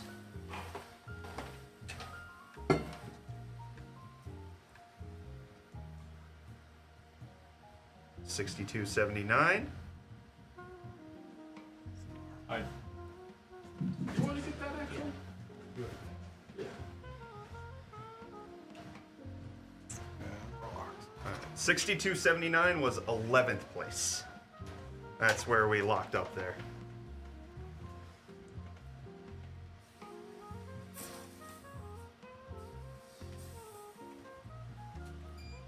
It's UPS. What? Is that the... No, that's FedEx. Yeah.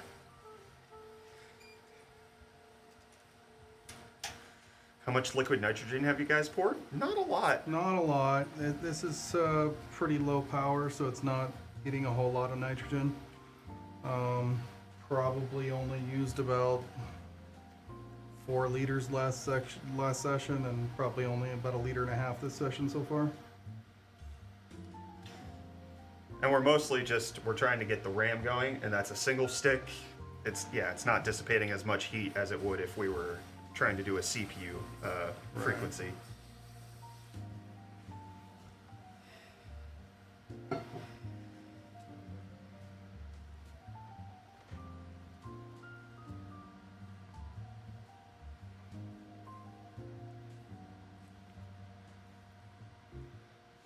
have a question. When you say locked up, is the system just crashing? Yes. Yes, it is crashed.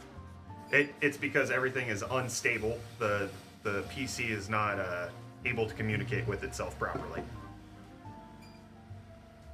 How big does ambient temps impact stability besides condensation issues? Ambient temps can impact your stability. That's to run like DDR5 8000 or higher. A lot of times you have to have some sort of airflow over your memory. Okay. Because it generally gets unhappy at about 50 C.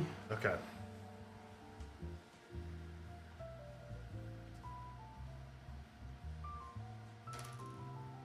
Why overclock when you can just download faster RAM? Because that's the quitter's way. I have yet to be able to download my RAM. I keep hearing about this, but never been able to do it. But in Minecraft servers real slow, then...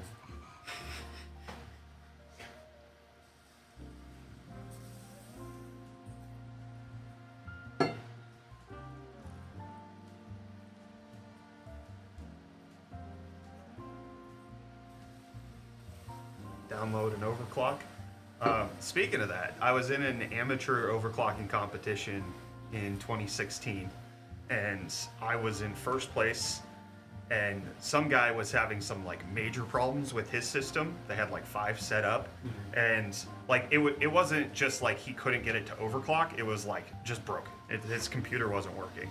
So they put him on my system, and he quickly saved my profile to apply it to his to try to like download my overclock for his numbers. And then the people who were running it were like, no, let's reset this BIOS, and you're gonna do this from scratch.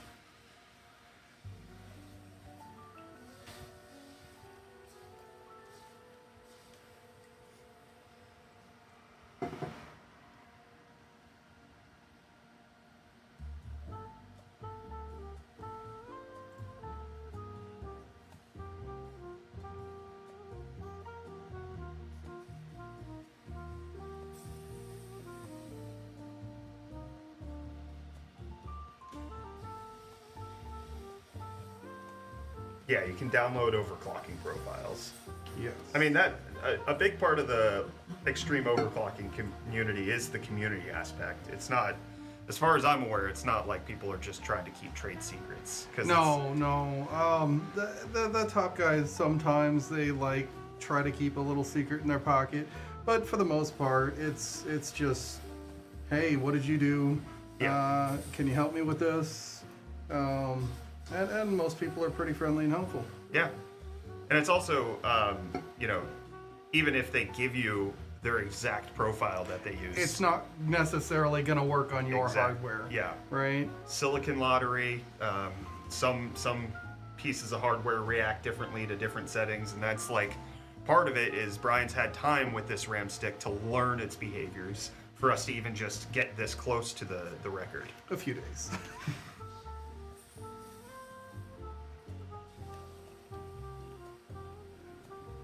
What kind of liquor, Tyler?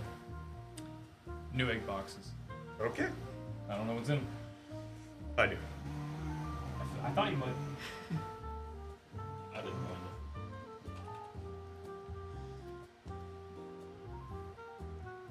Sure why it's taking so long to do.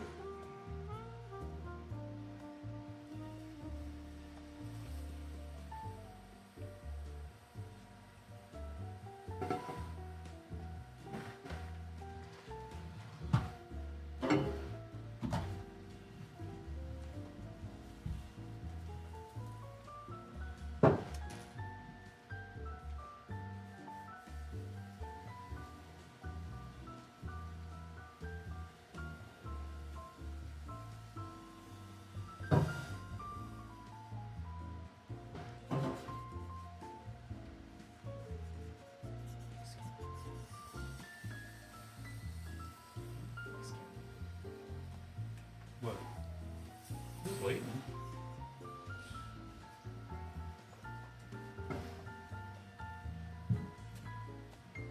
What? I switched to your game, Ryan. Oh. Well, I'm just waiting for like something to happen. It is happening. This is what. I know, but like, I Overclocking don't is. want to get in the way by like getting a close up of everything. Yeah. Yeah, sometimes this is what overclocking is. Just waiting on it to work.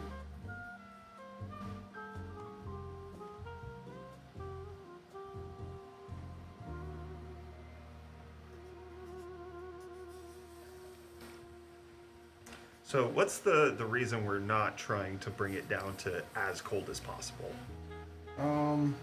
Exactly what you said a minute ago. It's where, like you said, you have somebody's profile and you transfer it over to your hardware. Yeah. And it doesn't work exactly the same. Same thing. Specific hardware likes specific temperatures. Okay.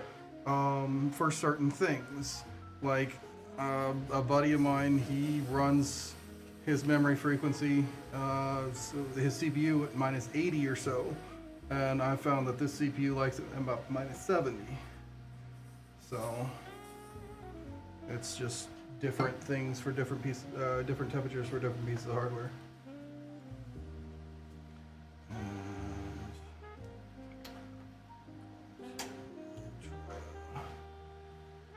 Get back in the BIOS because it's not.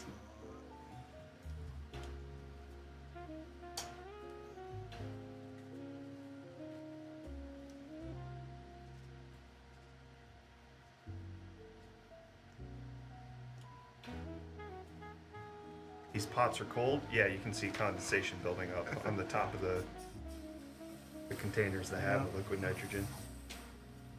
Temperatures are right there.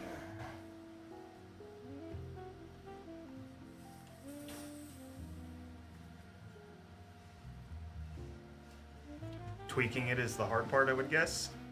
I mean, it's a lot of trial and error. A lot of trial and error, yes.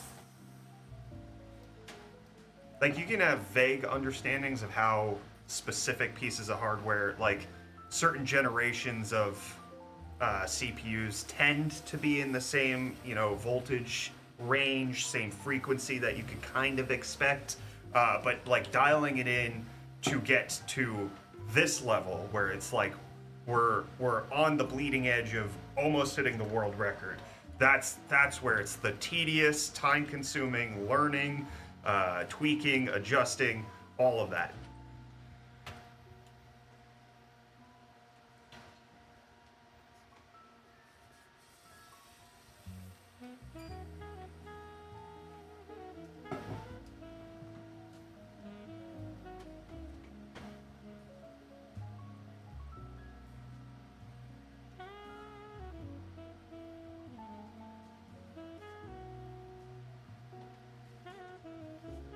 Yeah, like we're roughly 80 megahertz, or 160 if you double it, off of the world record, and that's gonna take a while for us to figure out how to get it there. What CPU are you guys running? It's the Core Ultra 7 265K. And we're on the Z890 platform on a specifically designed extreme overclocking motherboard. Yeah, it seems like it likes to boot a bit better at 12. Yeah, it does, it seems. We just have further to go. Yeah. But yeah, we're in at 12.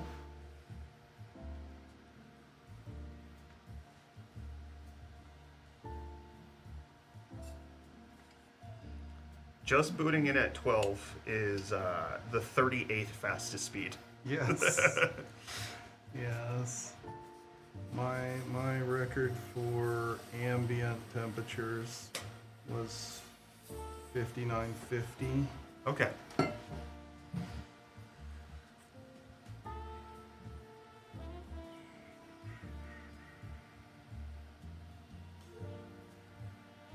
We're at 6180. That's 17th place. 6195.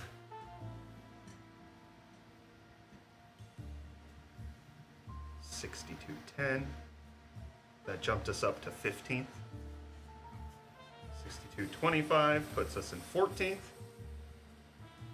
See, it's the small little jumps here that are moving us up the rankings. Yeah. And But it's those last little ones that are. if you ask some people, I'm crazy for jumping that fast. So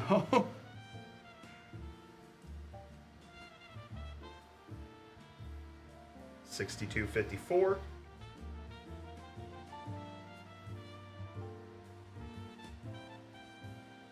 6270.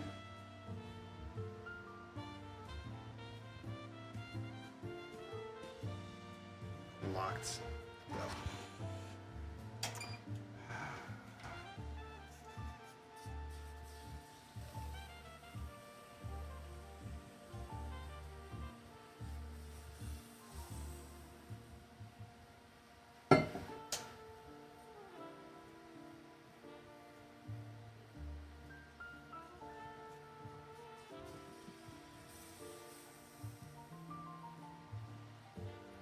So close yet so far. Yep. yeah. I'll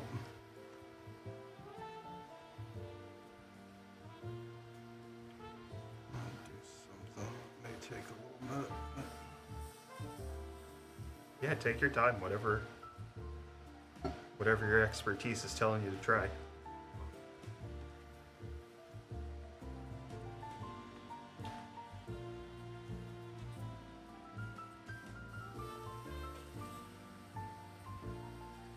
How do y'all record when you're overclocking when the PC isn't on?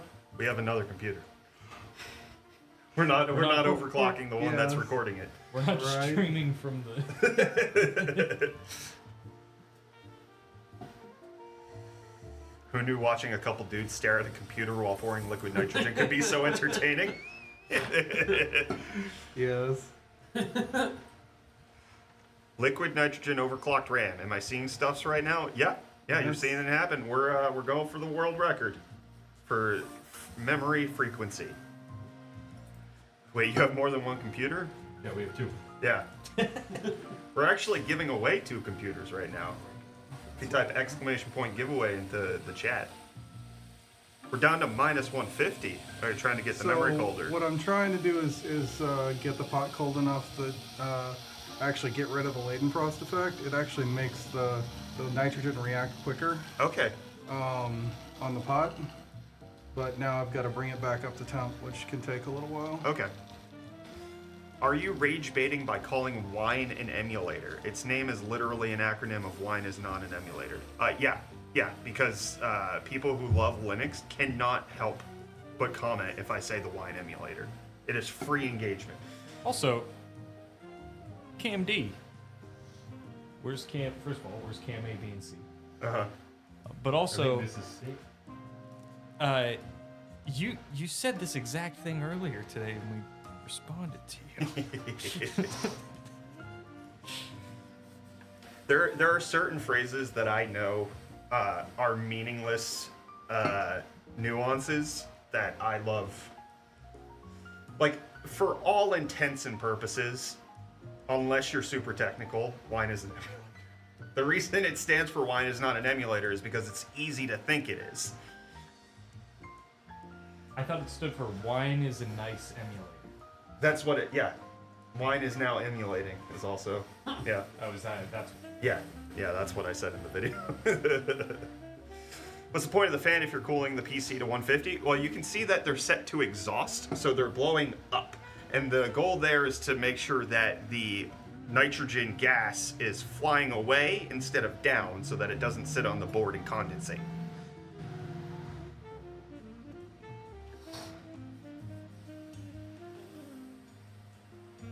If we get a little loud right quick. Go ahead, do what you need to do.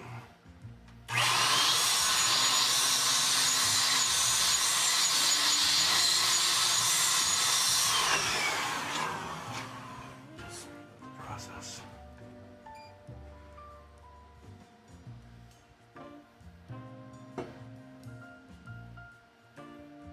All right, now we're back to 138.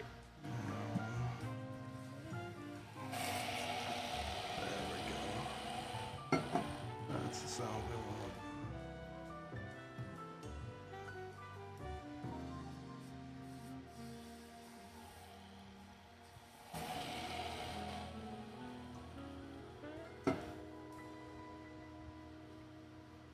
Huh? What are you doing? We're pouring Sprite onto a motherboard because we don't like it. McDonald's Sprite specific. It's got the extra bubbles. Yeah. I have probably a very stupid question. There's no threat of anything cracking, is there? That's not a stupid question. Cracking? The only threat of anything cracking would be the thermal paste. And it does make a rather loud pop when it cracks. But we're not really in the temperature range where you're gonna make that happen, and I've never had it happen with this thermal paste.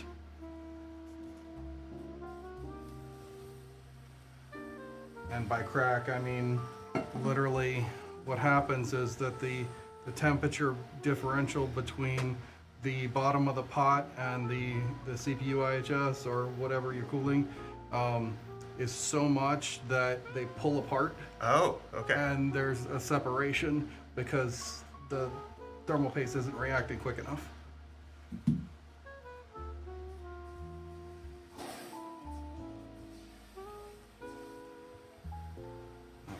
Okay, all right, we're gonna go now. All right.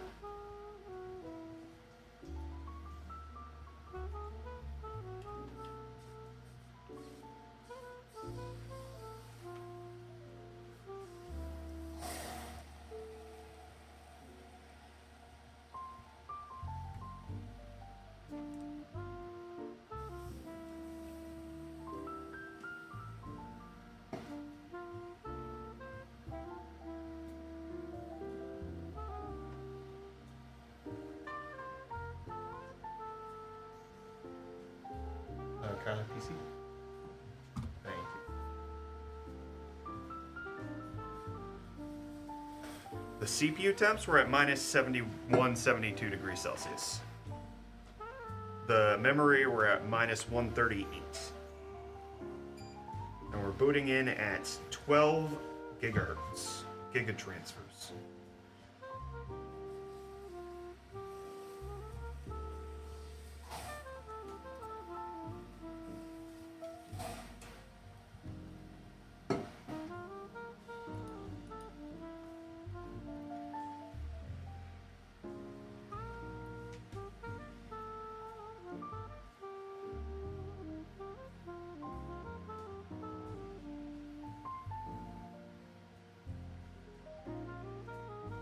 $61.80, $61.95, $62.10, $62.25, $62.40,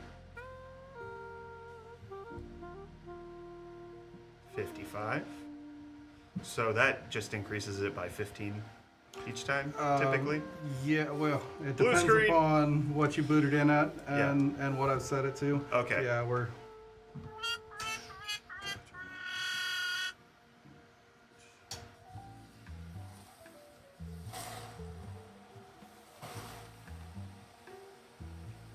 What RAM and CPU are you using? We have the XPG LANCER Neon RGB is the stick that is being cooled. And the CPU is the Intel Core Ultra 7 265K. So we have the LANCER Neon RGB from XPG, 60% coverage of RGB across the entire heat spreader. 50% recycled plastic and 72% lower CO2 production because this is the world's first eco-friendly kit of RAM. And it can go up to speeds of DDR5 8000, just stock. That's or just like off the shelf. XMP. Yeah, if you purchase it with XMP. Thank you, HTC. Yeah, you guys can check out the LANCER Neon RGB by clicking that link.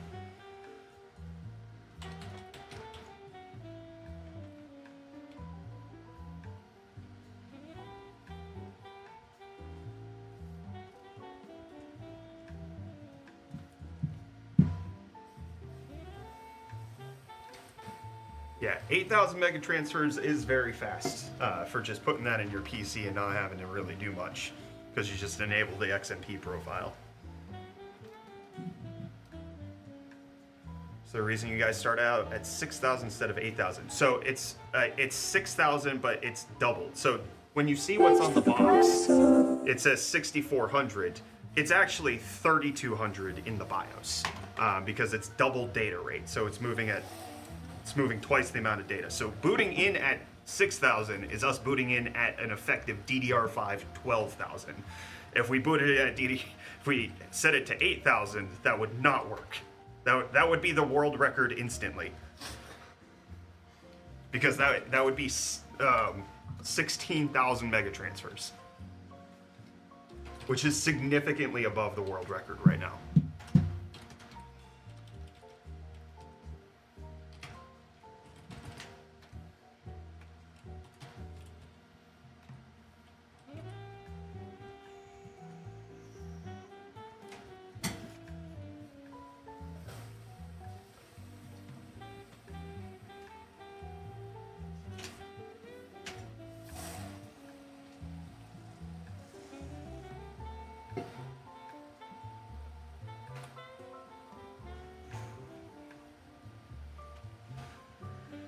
So what I just went in the BIOS and did was actually adjusting what those buttons do. Okay.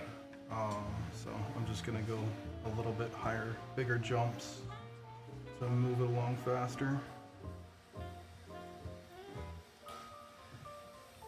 Hefe, that is correct. If we hit 6387, we will be in first place with this LANCER Neon RGB memory.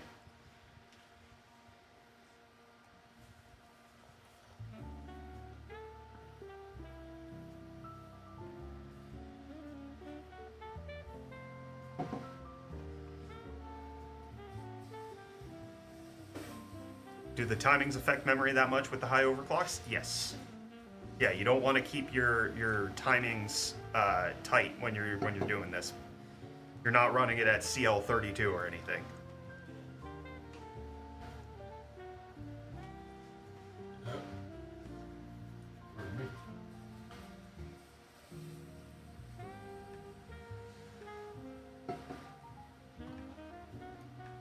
We're actually running it at CL62, is that correct? 62, correct.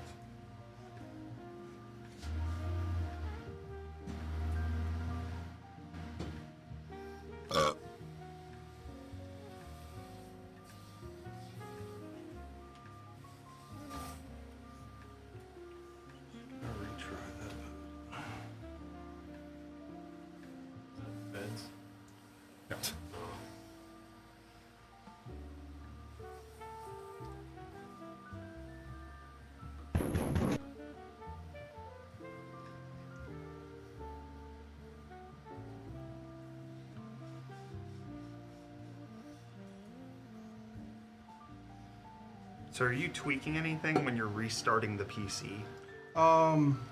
Mostly right now, I'm just trying to get the temperatures right. Okay. When it's at the correct spots in the boot, it doesn't like to boot if the RAM is too cold or the CPU is too warm or too cold. Okay.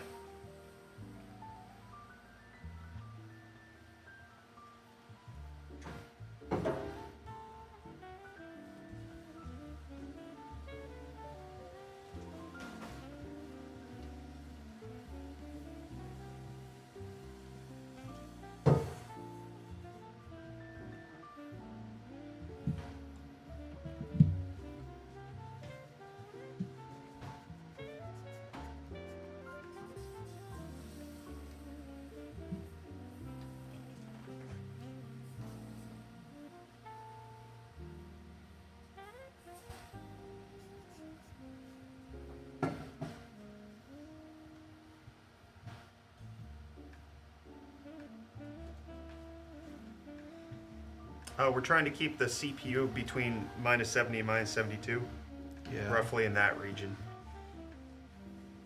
And then the RAM right around -138.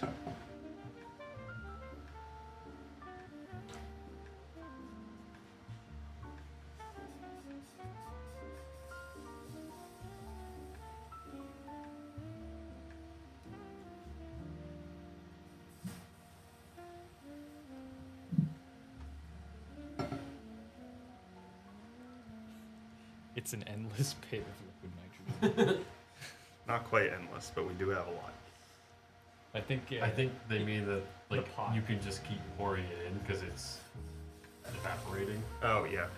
Oh yeah. Okay. But, like yeah, it I looks understand like now. an endless pit. Yeah. You're pouring it into. Oh yeah. Yeah, it just keeps sucking it out. Definitely. Yeah. Because what we've probably poured about 6 liters in, and it's like this big. Yeah.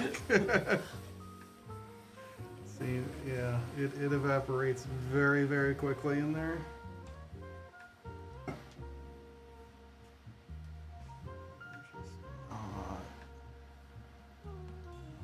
happy. What do you think after this? We use extra, celebrate with some homemade Dippin' Dots. Did you see? Somebody already suggested that. Oh, really? That is how you make it. Yeah. Flash freezing. Yeah, you just drip like liquid ice cream mixture in.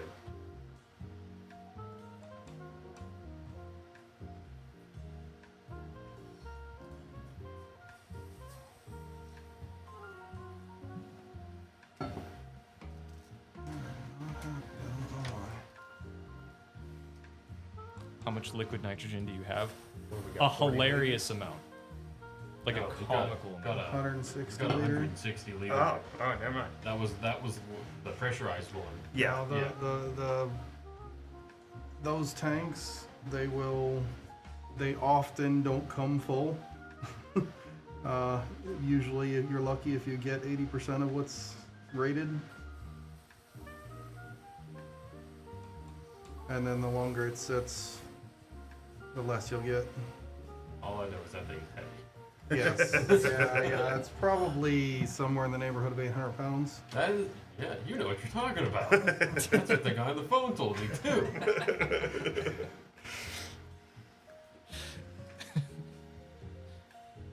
What's the target speed? 6387 would be the goal. We're just trying to get it to it into Windows right now. Yeah, we're struggling a little bit right now. Not sure.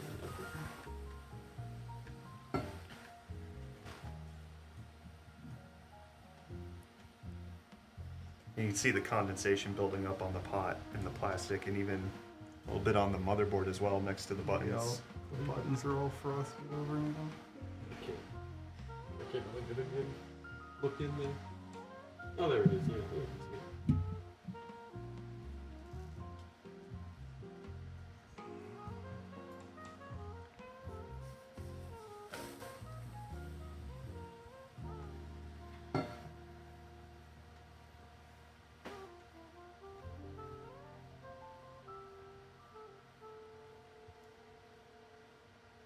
Why is it not turning on? Because it doesn't want to. Because it's not happy. Something is not happy, and I'm not sure what. We'll see. Supernova motherboards like that, the most expensive ones on the market, typically aren't the best for overclocking because they put a lot of R&D and research into the flash of it, the looks of it, not just the performance of it. When it comes to extreme overclocking, it's a different type of motherboard. So like typically you want as few RAM slots as possible to have the traces from the RAM going to the CPU and have that be as short as possible because you want to minimize any sort of electrical noise or signal interference or anything like that. So motherboards that are specifically designed for extreme overclocking have fewer features and typically don't look as flashy as like the $1,500 motherboards that you can sometimes get.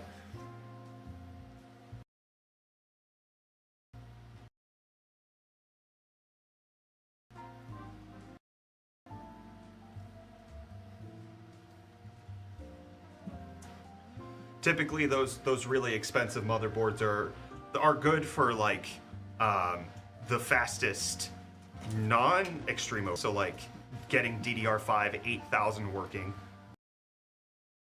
That typically goes well on higher end or more pricey mother.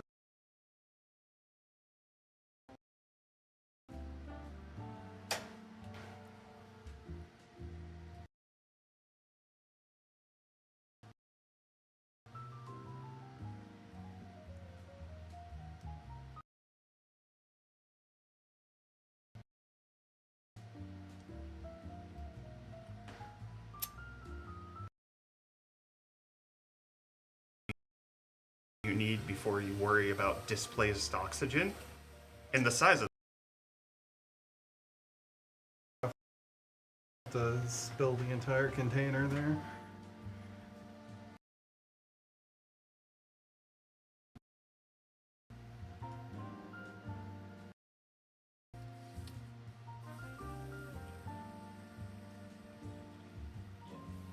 that fix. Huh? That fix.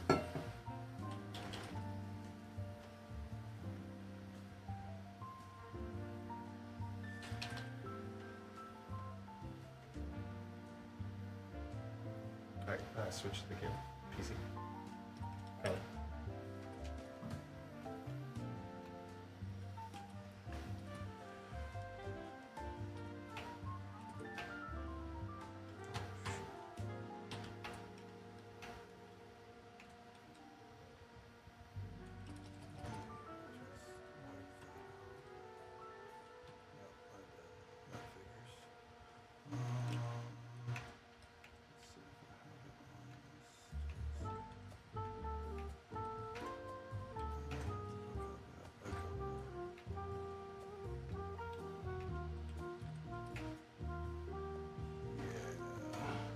Oh, were you trying to load a profile and I accidentally overrode it? accidentally saved over it. Oh. Yep.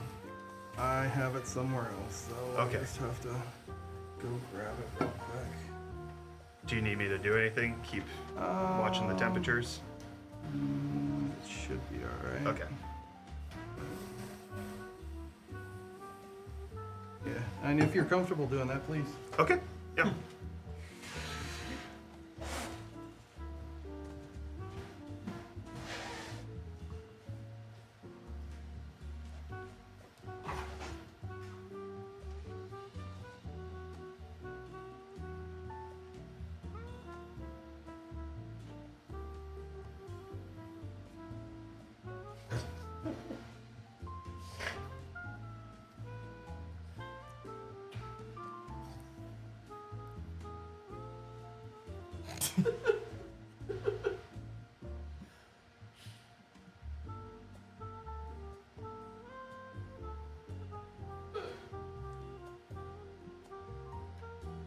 Yeah, it didn't leave California. 7 a.m. this morning. Better be on an airplane. All right, Brett's gonna pour.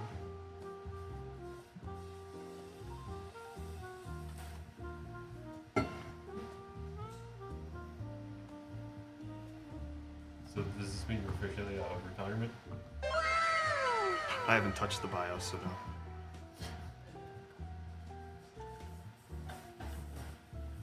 What are you doing? I'm pouring the liquid nitrogen. What do you mean by that?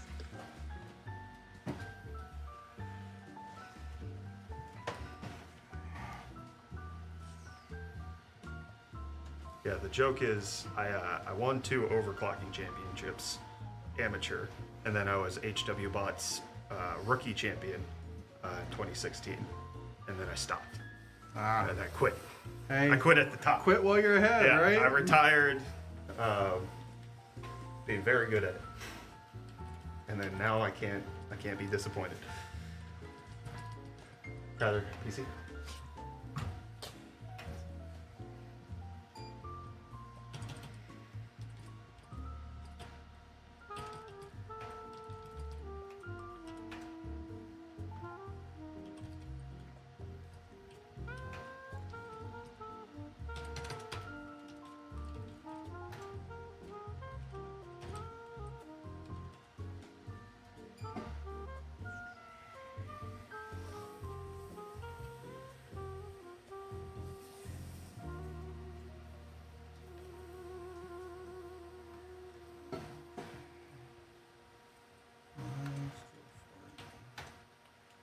England has a better rugby team, then why did they lose in the World Cup to South Africa?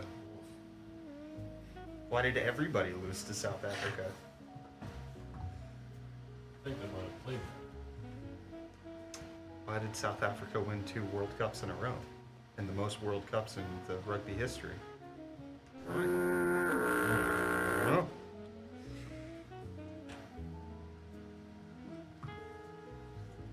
Where are you in South Africa that is sunny? America. We're in Pennsylvania. Synonymous with sunny. They even made a TV show about it. Yeah, they got that city where it's always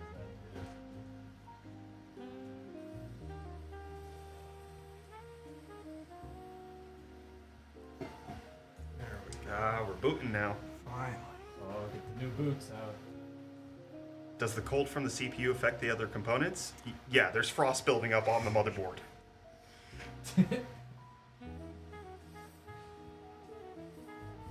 Yeah, it's not near as bad when you're only cooling one component with liquid nitrogen.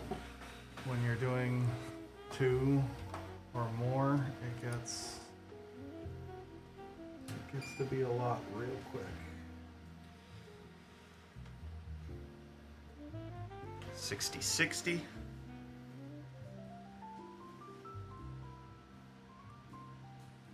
That'll come up.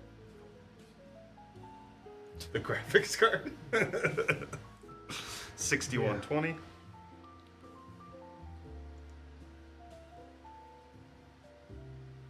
$61.80. That puts us in 17th place. 6240.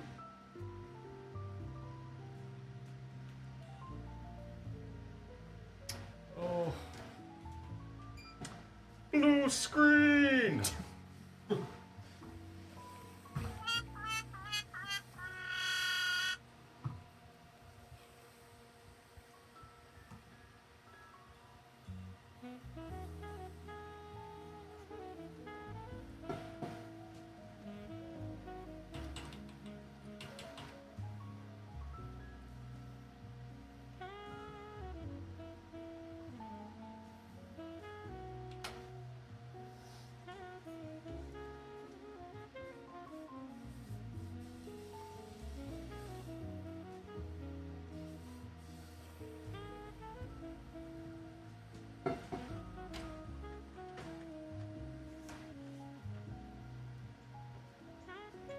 Even the towel's getting frosty.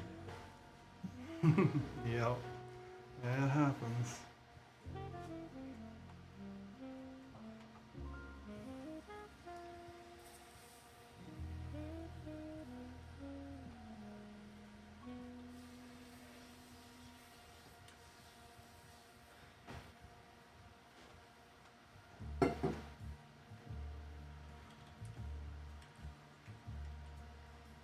PC capture card.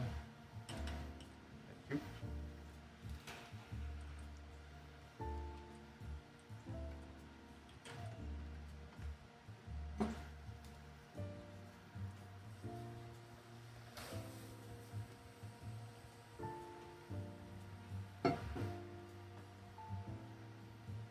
Do they ever compete for the slowest clocks possible?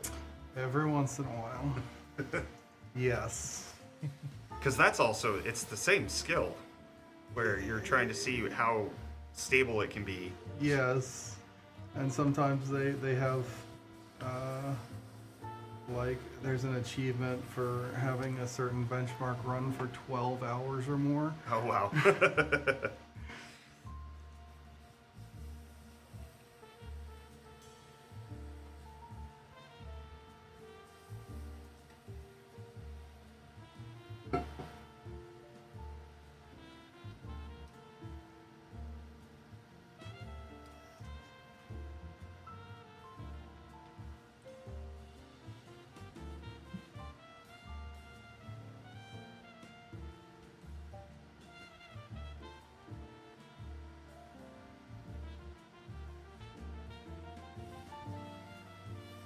You need a charger.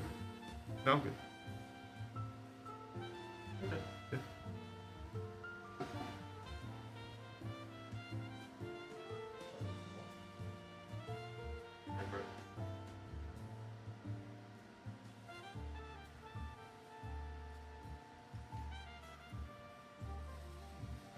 Slow loading. I'm not sure why. It's interesting.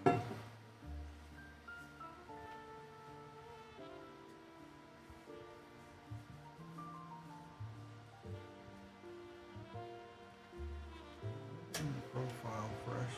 Seemed to have fixed that earlier, so I'm gonna try it again. Okay.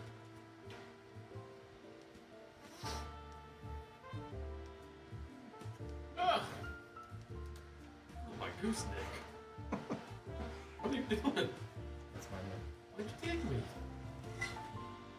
Back. Stop. You're gonna make me recalibrate the gimbal.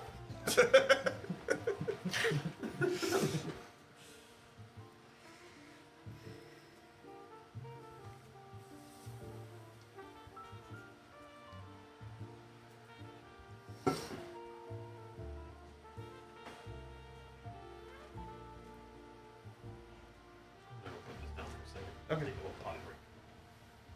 Computer.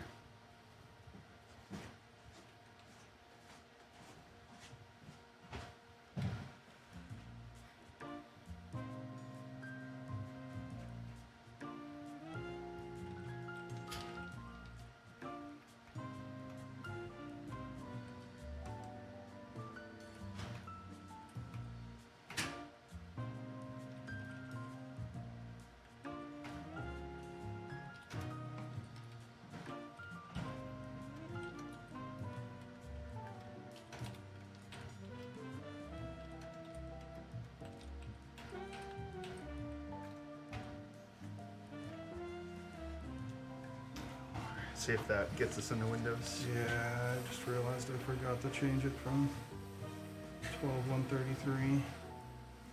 So, we'll see. Maybe it'll boot it anyway.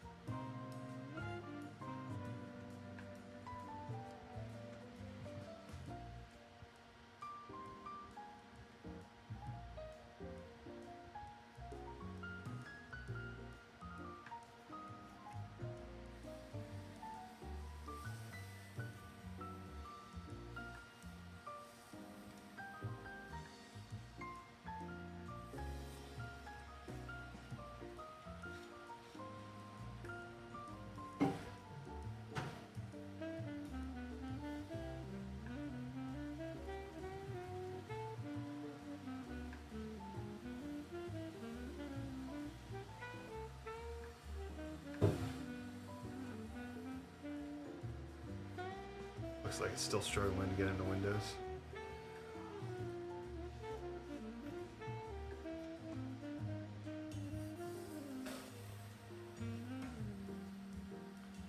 Probably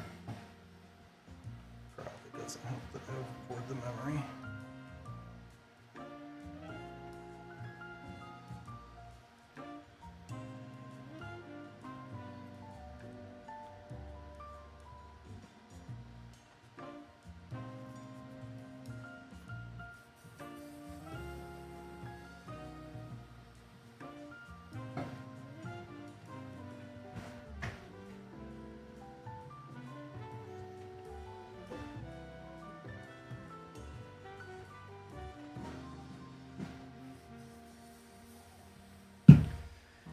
Yes, indeed. This is liquid nitrogen that we are pouring into the computers.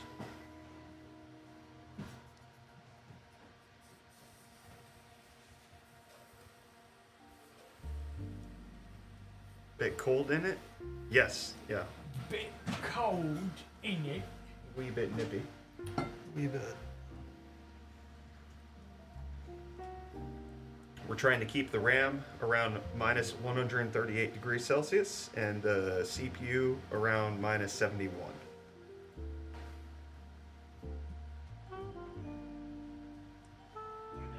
All right, thank you. I'll put it back on. That's DHL. I have no idea what they're delivering. Oh, like them bags.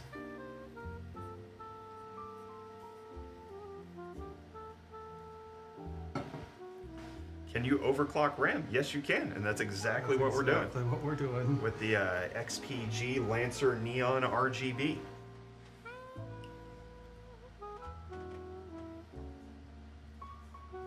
The fastest kit that ADATA sells of this at retail is 8,000 megatransfers, and we've been able to hit over 12,600 megatransfers by doing the liquid nitrogen overclocking.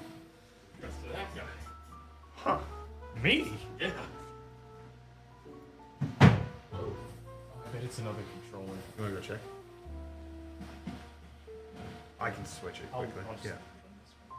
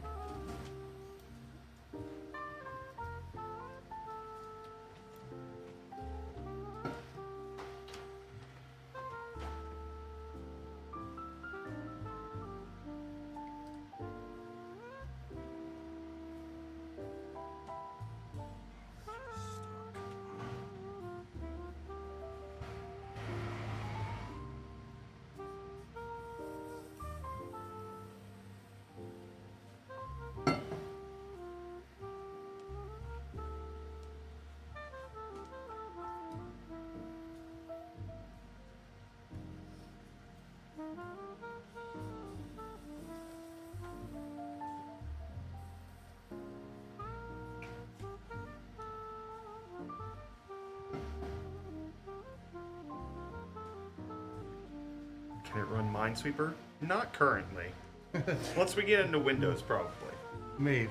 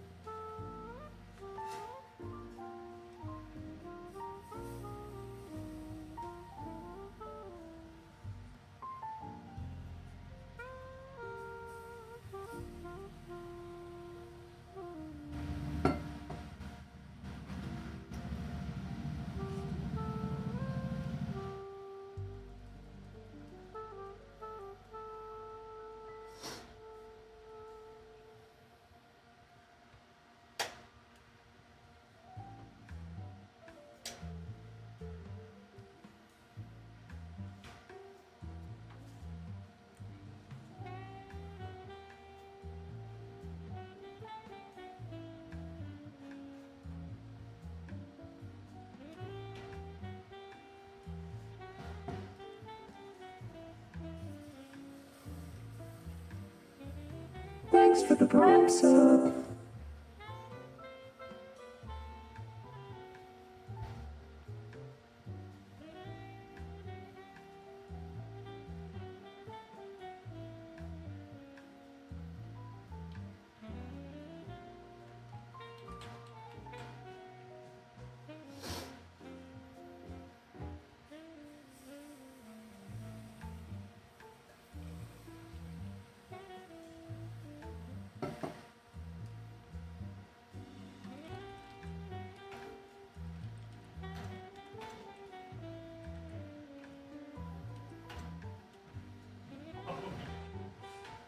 Oh, it's another weird controller.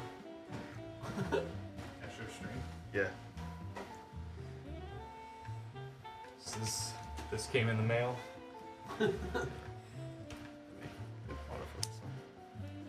Whoa. It's a PlayStation 4 controller.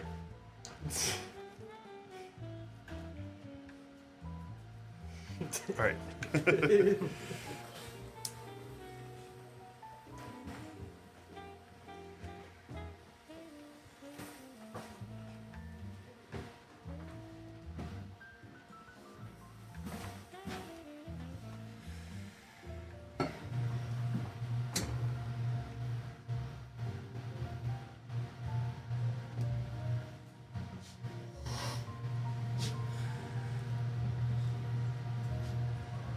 Is that the Cuphead controller? There's a Cuphead controller?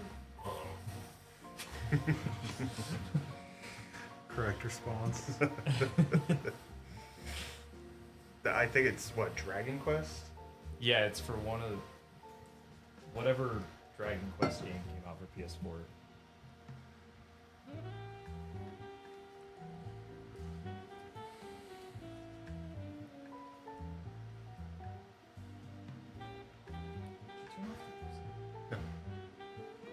I can hear it.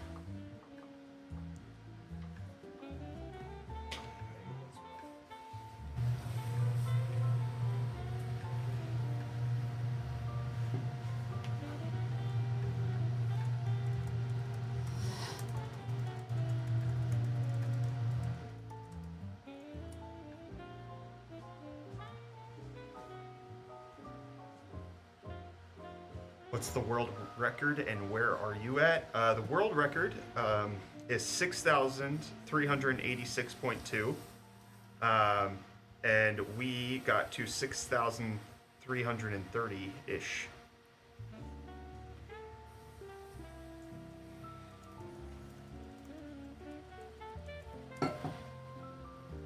So we got to about 6th place.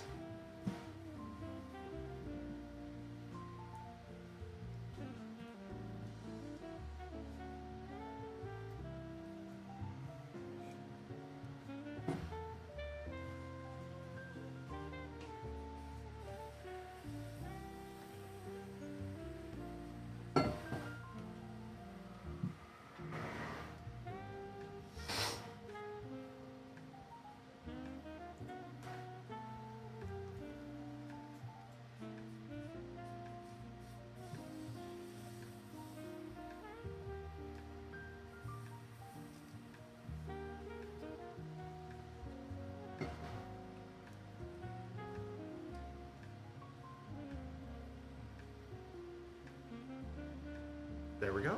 Holy crap. About time. Finally going into Windows again.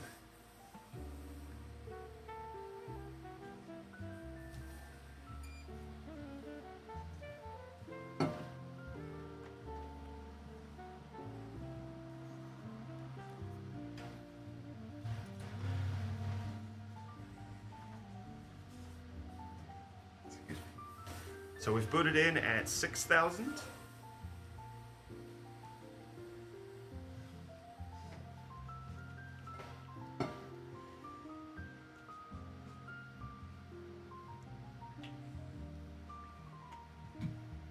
Up to 6060. I'm not gonna say it.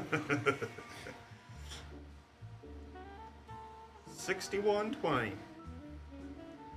6180.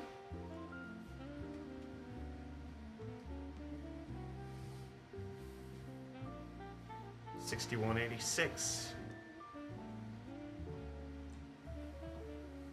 6192.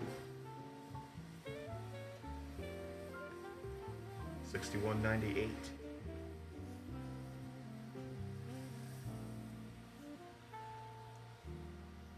Will it run Doom? No, Doom is running it right now.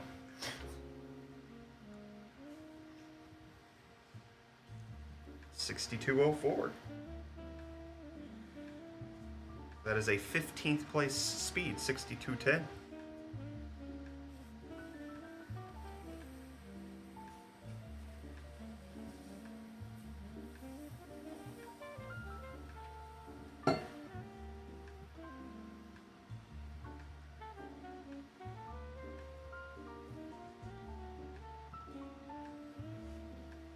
6216 puts us in 14th place.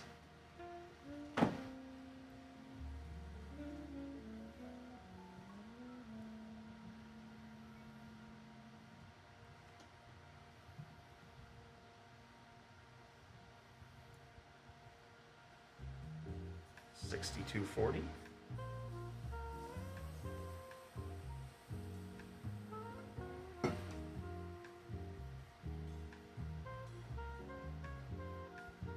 $62.46 puts us in 13th place.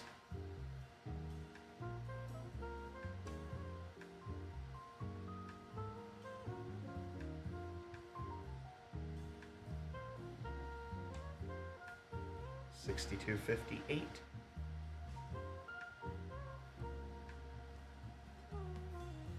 Being a lot more methodical this time. Slower jumps, more consistent.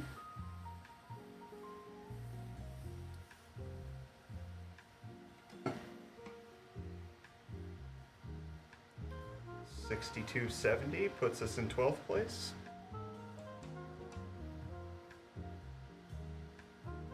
$62.75 puts us in 11th place.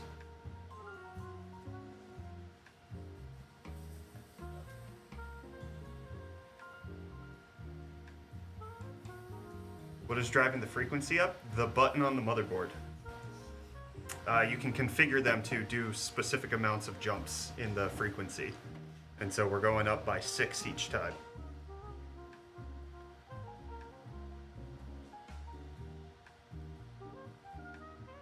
$62.94. This next one will put us in 10th place. We're in 10th place. $62.99.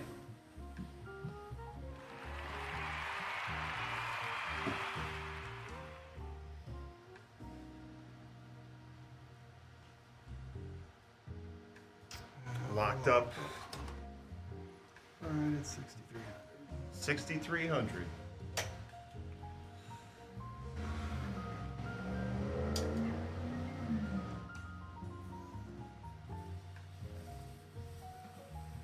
What are you using to cool it? Liquid nitrogen.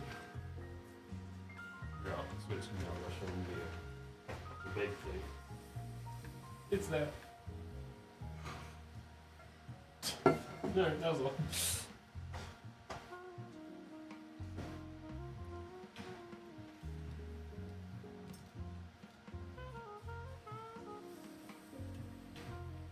There's a bigger one downstairs. There's an 800-pound container downstairs. That one likes to talk to you. It does. It gets a little pissed off sometimes.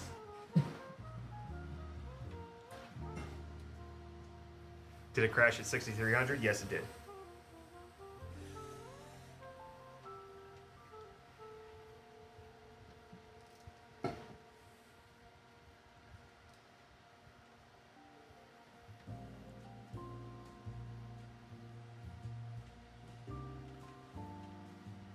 $6,300 is still a very, very respectable speed. Yeah. That's 12,600 mega transfers. Oh, back into Windows immediately. Sometimes. Well, it helps. Just don't ask my wife. It helps when you have RAM like the LANCER Neon RGB from ADATA.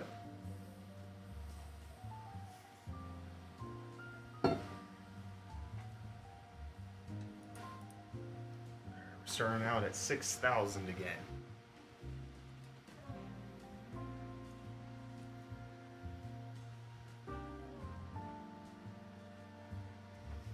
Keep in mind that 6,300 puts us in 10th place. Anything above that, we start climbing real quick. 6,310 is what Doom's record is on the website.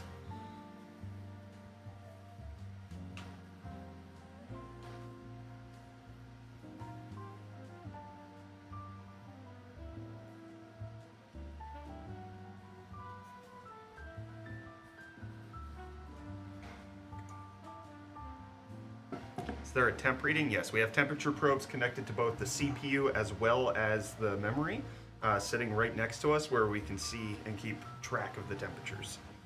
We're keeping the memory at minus 138 and we're keeping the CPU at minus 72. Things have become serious.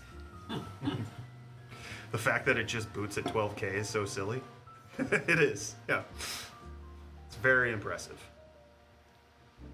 All right, 6251. Friend set the record there. He booted at 12.533. Wow, okay. Yeah.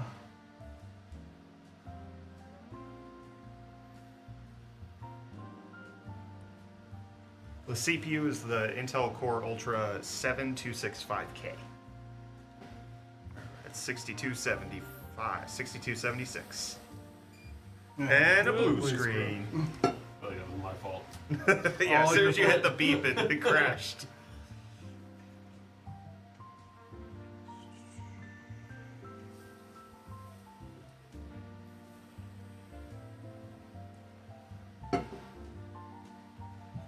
Yeah, you can see we have the temperature readings right here.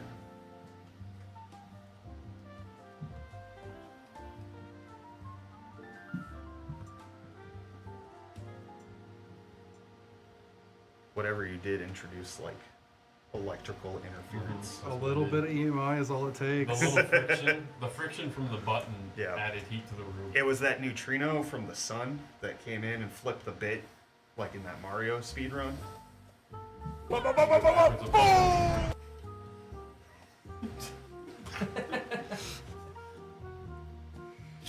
All right, I mean, we're consistently booting into Windows now, which is... Finally. Yes. I'll try something crazy here. I'm gonna try pulling the memory down a little colder. He's going to try something crazy, he said. Getting it colder. How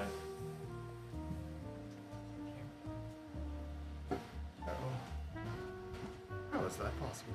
It's plugged in. Did you trip over it? I haven't moved. Yeah, it's on.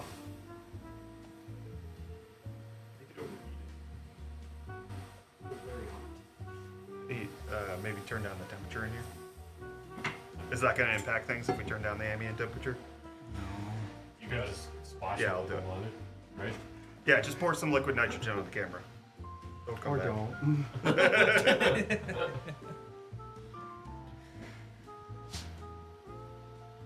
All right, we're down to minus 148 on the memory. Whoa. Normally it doesn't behave down here. Down to minus 150 now. Those ones and zeros are real slow. 6222.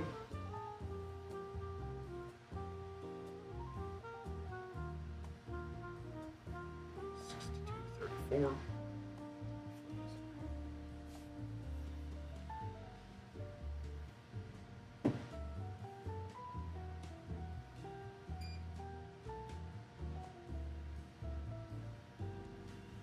Getting close to 6,300 again, except for we locked up at 6276. You clicked the button again and it crashed. You stop There doing was a it. delay that time. You should stop. Very funny. I'll put the camera down. Which I'm really hoping stops. I actually might put it down for a bit. My back feels like I've pulled this for like 5 hours. Yeah, you're fine. You're fine. We're recording everything anyways, so. Grab the little camera. Okay, sounds good. Your sound vibrations from that beep noise. It's disturbing the electrons. See, that one, the sound isn't on that. Good. Speaking of backs hurting,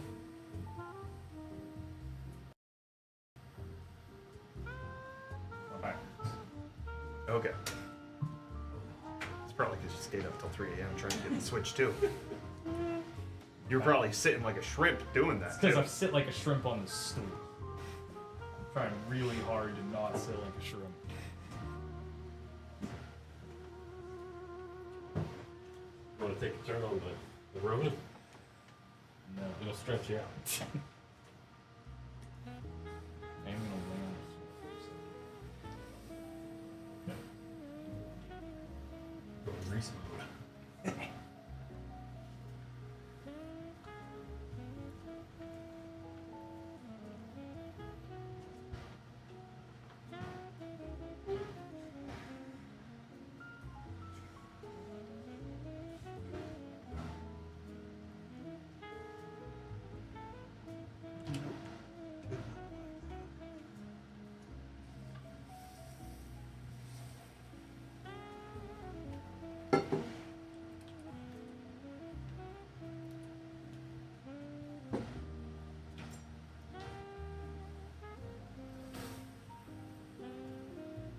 So you decided just to keep it closer to 138 now?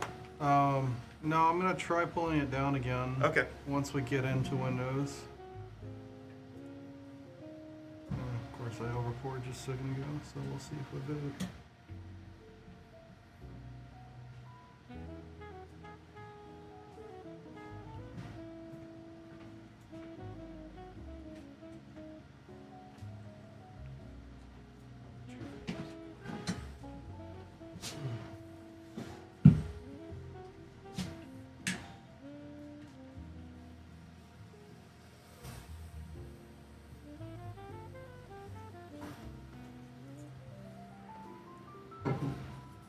Back into Windows, there we go.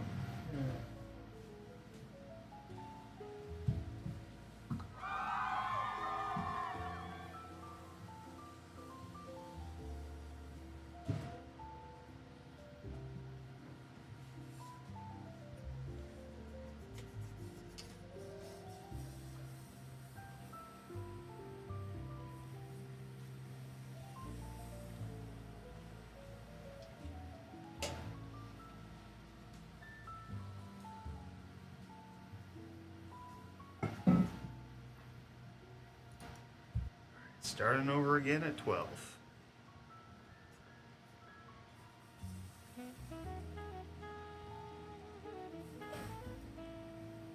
Try and bring it back to minus 150. Okay. Going for minus 150. I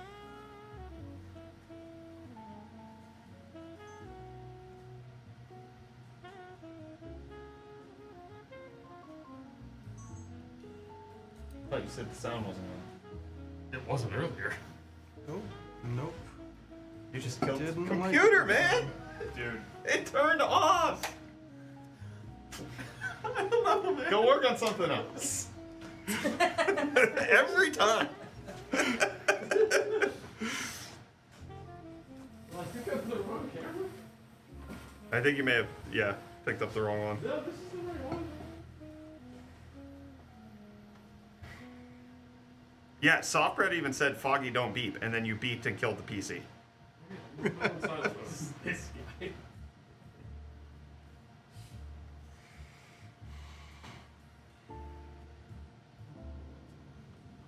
Is the postcode even locking up? Yeah, it's not happy.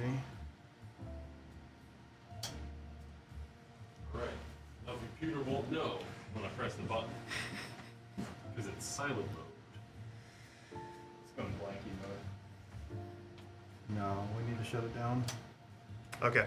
Unfortunately, that 00 is too ominous. Okay. Usually that's a CPU not being recognized. Okay. Yeah. So, unfortunately, that's all we can get for now. Okay. Yeah. We can either continue today or maybe we can do it tomorrow. It's up to you. Yeah, I'm game. Okay. Maybe we'll come back fresh tomorrow. Let it sit for a little bit, and then try again. Yep. I mean, we did pretty good today. We did. Yeah. I might try and tweak some settings later. Okay. Yeah. Feel free. Yeah. All right. Well, everybody, thank you so much for tuning in to this world record attempt. Sounds like we're going to be back tomorrow trying it again. Big thank you to ADATA for sponsoring the stream, sponsoring the parts, flying Brian Doomed83 out here for us to be able to do that, providing the Lancer Neon RGB memory, as well as the Legend 900 Pro SSD for us to be able to run all of this and get to try something new here at UFD Tech. Some liquid nitrogen overclocking, and we'll try again tomorrow. All right, goodbye everybody.